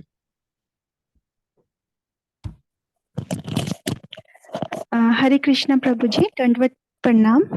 चलिए। प्रभु जी, जो आज प्राण प्रतिष्ठा हुई है अयोध्या में रामचंद्र जी की, तो उसमें मतलब वो ब्लैक क्यों है? मतलब वो तो बहुत ज्यादा सुंदर है ना, मतलब रामचंद्र जी, तो उनको ब्लैक क्यों बनाया है पूरा? ब्लैक में सुंदर नहीं है। नहीं, वो सुंदर है, पर वो पूरे ब्लैक क्यों कर दी? वो तो कृष्ण जी लग रहे हैं। हमारे भगवान तो श्याम सुंदर है। श्याम वर्ण का होने के बावजूद भी बहुत सुंदर है, और इतने सुंदर है कि मदन भी मोहित हो जाते हैं। इसलिए भगवान को मदन मोहन कहा जाता है। मदन को भी मोहन करने वाली मोहन रूप है भगवान की, इसलिए मदन मोहन कहा जाते हैं। ऐसा मोहित करने वाले अद्भुत रूप है। जिस रूप को देखकर सारा गोपियां भी पागल हो जाती है। जैसा अद्भुत रूप है भगवान की, जैसा भगवान श्री राम, जैसा जो श्री विग्रहों को बनाने के लिए श्री विग्रहों को बनाने के लिए एक शिल्प शास्त्र होता है। शिल्प शास्त्र के अंतर्गत विग्रह को बनाने के लिए कोई भी पत्थर नहीं उठाकर नहीं बनाया जा सकता है। कोई भी पत्थर उठाकर उस पत्थर से विग्रह को नहीं बनाया जा सकता है, बल्कि विग्रह बनाने के लिए कौन सा पत्थर की इस्तेमाल करनी चाहिए, उस पत्थर की क्या निशाने होती है, उन सारे चीजें शिल्प शास्त्र के अंतर्गत दिया जाता है। The stone should be living, उसके अंतर्गत लाइफ सिम्टम्स होनी चाहिए। एंड फिर उसके लिए कई प्रकार की सिम्टम्स होते हैं, वो सारे निशाने जब उस पत्थर के अंतर्गत दिखता है, देन फिर तभी वो प्रामाणिक पत्थर के रूप में स्वीकार करके उसे विग्रह बनाने के लिए उपयोग किया जाता है। उसी प्रकार पत्थर जो है उसी प्रकार से सेलेक्ट किया हुआ होता है ना। Hare Krishna. Thank you so much माता जी फॉर दैट वंडरफुल क्वेश्चन।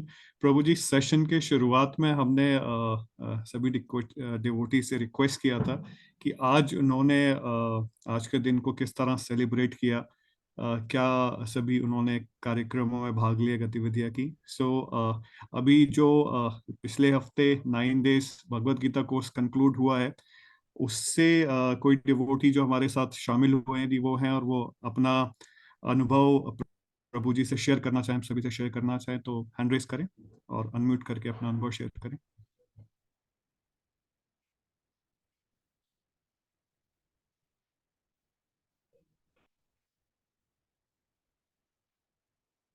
आप में से कोई भी डिवोटी यदि प्रभु के साथ अपना अनुभव शेयर करना चाहें कि आज के दिन को उन्होंने कैसे सेलिब्रेट किया, हैंड रेस करें, अनम्यूट करके अपना अनुभव शेयर कर सकते हैं।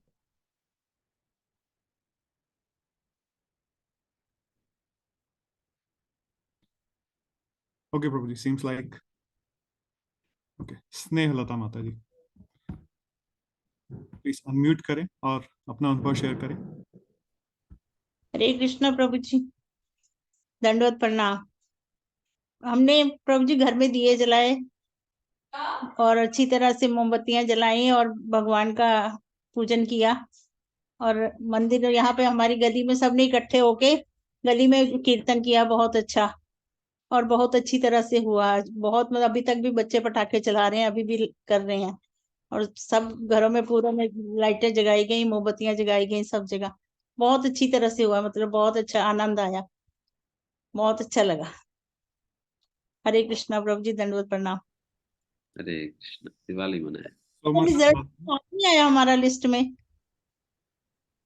सॉरी माता जी, फिर से बोले माता जी। जो रिजल्ट आया इसमें हमारा नाम नहीं आया लिस्ट में। माता जी, मैं टीम में से किन्हीं से बोलता हूँ, आपसे कांटेक्ट करेंगे। कह रहे हैं कि आपसे जो पुराने लोग हैं उनका नाम नहीं दिया गया। संतोष माता जी का भी नहीं आया, मेरा भी नहीं आया। माता जी आपसे संपर्क करेंगे, मैं टीम से बोलूंगा, आपसे डेफिनेटली कॉल करके संपर्क करेंगे। थैंक यू सो मच माता जी अपना अनुभव शेयर करने के लिए। हरे कृष्ण। हिमांशु प्रभु जी, अनम्यूट करें और अपना अनुभव शेयर करें।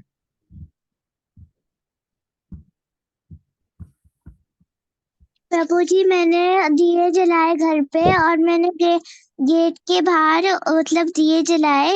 हरे कृष्णा प्रभु जी। और मैंने अपने मतलब बालकनी में लाइट जलाई थी और मैंने भजन मतलब गाए थे। हरे कृष्णा माता जी एंड प्रभु। अति सुंदर, अति सुंदर। थैंक यू सो मच प्रभु जी फॉर दैट एक्सपीरियंस।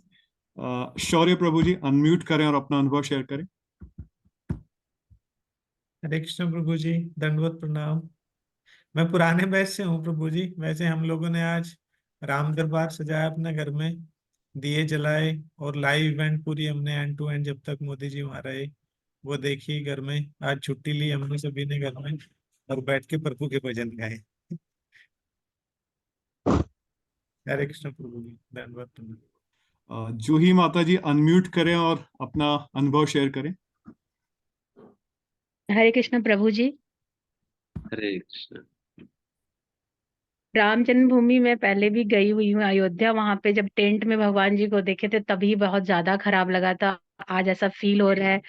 और उतनी ज्यादा जब हम गए थे उस टाइम में इतना ज्यादा पुलिस की सुरक्षा लग रहा था, मतलब किससे मिलने आ गए इतना ज्यादा। मतलब बहुत ज्यादा ज्यादा अनुभव अच्छा नहीं रहा था देख के भी। और इतनी ज्यादा सुरक्षा में, कितना सुरक्षा में भगवान को रखा गया है, मतलब कहाँ है ऐसे, मतलब आदमी डर जा रहा था जाने में ही। और अब ये डर का माहौल खत्म हुआ तो बहुत अच्छा लग रहा है। कि हम अभी फिर हम गए थे तभी करकट में है, पर अब भगवान फाइनली अब आएंगे महल में, तो हम लोग फिर से जाए। और ये अनुभव है कि भगवान, सबको भगवान इतना कुछ देते, भगवान को इससे रहना पड़ रहा है, ये बहुत बुरा लगा था। और आज हमने सुंदरकांड का पाठ किया था पूरे दिन। ओह, very good. Hare Krishna Prabhu ji. Very well. Thank you so much, माता जी, for sharing your experience. Saumya Srivastava माता जी, अनम्यूट करें और अपना अनुभव शेयर करें। हरे कृष्णा प्रभु जी। मैंने बहुत अच्छे से सेलिब्रेट किया। हालांकि मेरा नोएडा इस्कॉन टेम्पल आने का बहुत मन था, लेकिन मैं आ नहीं पाई।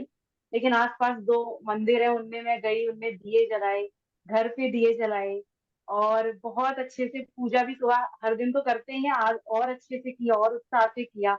प्रसादम अच्छा अच्छा बनाया, अभी मैं गाजर का हलवा बना रही हूँ और भगवान जी को खिलाएंगे। और भजन गाए, खूब नाचे गाए, बहुत अच्छा लगा आज। जय। अभी गाजर का हलवा भोग लगाना बाकी है। हाँ बिल्कुल, अभी मीठा का वेट कर रहे हैं भगवान। Thank you so much, माता जी, for sharing your. Thank you प्रभु जी, थैंक यू। हरे कृष्णा। रजनी गहलोत माता जी, प्लीज अनम्यूट करें और अपना एक्सपीरियंस शेयर करें प्रभु से। हरे कृष्णा प्रभु जी, दंडवत प्रणाम सभी को। प्रभु जी दंडवत प्रणाम। प्रभु जी आज का दिन बहुत अच्छा रहा। सबसे पहले तो शुरुआत हुई अच्छी महाराज जी के सेशन में, जब महाराज जी ने कहा कि सब अपने अपने ऑल्टर दिखाइए जिसने श्री राम को स्थापित किया। प्रभु जी पहले मैं सोची थी सुबह को करूंगी, लेकिन मैंने रात ही मंदिर को मार्जिन किया और सुबह मैंने मतलब मंदिर और राम जी की वो फोटो लगाई। जब महाराज जी ने बोला तो उन्होंने जैसे ही बोला मैंने एकदम रेज हैंड कर दिया और तुरंत महाराज जी ने मतलब वो देखा। मुझसे मुझे इतनी खुशी हुई कि आज बस महाराज जी ने मेरे मंदिर के दर्शन कर लिए, मुझे स्वीकृति मिल गई सुबह की क्लास अटेंड करने की। उसमें बहुत खुशी हुई। फिर जब टेम्पल गई, हाँ भोग वगैरह लगा के पूजा करके, तो टेम्पल में जब मैंने लाइव देखा राम जी को और राधा गोविंद दोनों को देख के, मतलब इतना इमोशनल हो रही थी, भावुक हो रही थी, बहुत ज्यादा, बहुत अच्छा लग रहा था। बस ऐसे लग रहा था हाँ आज इनके दर्शन कर लिए। और अभी अभी बस मेरी बेटी ने कहा कि मम्मी अयोध्या जाना है, 30 तारीख का आपका वो करा दूं बुकिंग। मगर बिल्कुल करा दे। और बाबू जी ने मेरी सुन लिया, उन्हें बुला भी रहे हैं। बेटी 26 को जा रही है, मैं 29 को जाऊंगी। और उसके बाद फिर जब मैं आ रही थी मंदिर से, तो एक प्रभु जी आए, बोले माता जी आपकी एक स्टूडेंट आपको मतलब ढूंढ रही थी और वो शोभा यात्रा में जा रही है, आप जाओगे? तो मैंने पहली बार शोभा यात्रा अटेंड की थी। फिर कीर्तन के लिए हम गए, तो मतलब पूरा दिन बहुत अच्छा हो गया आज का। हरे कृष्ण प्रभु जी, बहुत अच्छा रहा आज का दिन। धन्यवाद प्रणाम प्रभु जी। Thank you so much, माता जी। प्रभु जी, can we hear a few more experiences if time allows? Maybe quickly. Sure. Dilip Kumar Soni प्रभु जी, अनम्यूट करें और अपना अनुभव शेयर करें, और साथ में ये भी बताएं कि आपने क्या प्रण लिया आज के दिन। हाँ प्रभु जी, हरे कृष्णा, दंडवत प्रणाम। एक्चुअली आज का जो दिन था मेरा 2 हिस्सों में था। सुबह से लेकर 5 बजे तक। मैं रहने वाला जबलपुर एमपी का हूँ, लेकिन अभी फिलहाल नोएडा में हूँ। मैंने आपका 9 दिन नहीं बल्कि 13 दिन का क्लास भी बहुत कुछ अटेंड किया, पूरा तो नहीं कर पाया because of lot of travelling and all. तो 12 बजे से लगभग 4 साढ़े 4 बजे तक हमने टीवी देखा, और फिर 4 बजे के बाद हम इस्कॉन नोएडा चले गए। पता ही नहीं चला कि कब रात में 8 बज गया। इतने सुंदर भजन हो रहे थे, इतनी सुंदर आरती हो रही थी, गौर आरती हुई, तुलसी आरती हुई, दिन भजन चले। और जो भजन करा रहे थे वो भी एक्स्ट्रा ऑर्डिनरी थे। उन्होंने इतना सुंदर भजन कराया कि पता ही नहीं चला कि हम कब खो गए भगवान राम में। और जो भगवान कृष्ण की जो आज हमारी डाइटी थी वो श्री राम के रूप में थी, तो एकदम एक्सीलेंट था। I shared all these things to Jabalpur ISKCON since I am the member of Jabalpur ISKCON also. लेकिन जो प्रभु जी जो मैं अब आपके साथ शेयर करना चाहता हूँ वो लिटिल मोर इम्पोर्टेंट। आज से करीब 15-16 साल पहले एक टीवी चैनल के, मैं टीवी चैनल का नाम नहीं लूंगा, पत्रकार का भी नाम लेना उचित नहीं है, उन्होंने एक अयोध्या का एक वीडियो शेयर किया था अपने न्यूज चैनल पे। और वो करीब 20 से 22 मिनट का वीडियो चैनल था, जिसमें उन्होंने अयोध्या को इतना क्रिटिसाइज किया था, इतना क्रिटिसाइज किया था। उसमें स्टेशन के ठीक बाहर साधु संत बैठे हुए थे, और जहाँ पे साधु संत बैठे या लेटे हुए थे, सोते थे, वहां पे बहुत सारे गंदे जानवर भी घूम रहे थे, ऐसा उन्होंने दिखाया था। लेकिन जब आज मैंने अयोध्या जी को देखा सुबह से लेकर शाम तक, इससे पहले भी देखा, तो आज मुझे पता चला कि आज 18 साल 16 साल बाद उस वीडियो का जवाब दे दिया गया है। शायद वो पत्रकार ने भी आज जो पत्रकार ने जो वीडियो बनाया था, आज देख के उनको शर्म आ रही होगी कि मैंने क्या बना के दिखाया और आज मुझे क्या देखने मिल रहा है। तो thanks for everyone, including all central minister, state ministers. Thank you so much प्रभु ji for sharing experience. Amrita Shah माता जी अनम्यूट करें और अपना अनुभव शेयर करें। हरे कृष्णा प्रभु जी, दंडवत प्रणाम। प्रभु जी, मेरा अनुभव ये था कि आज मैं सुबह मंदिर गई, कृष्णा जी को राम के रूप में देख के प्रभु जी बहुत अच्छा लगा। और स्क्रीन पे प्रभु जी अयोध्या का लाइव टेलीविजन देख के प्रभु जी बहुत अच्छा लगा।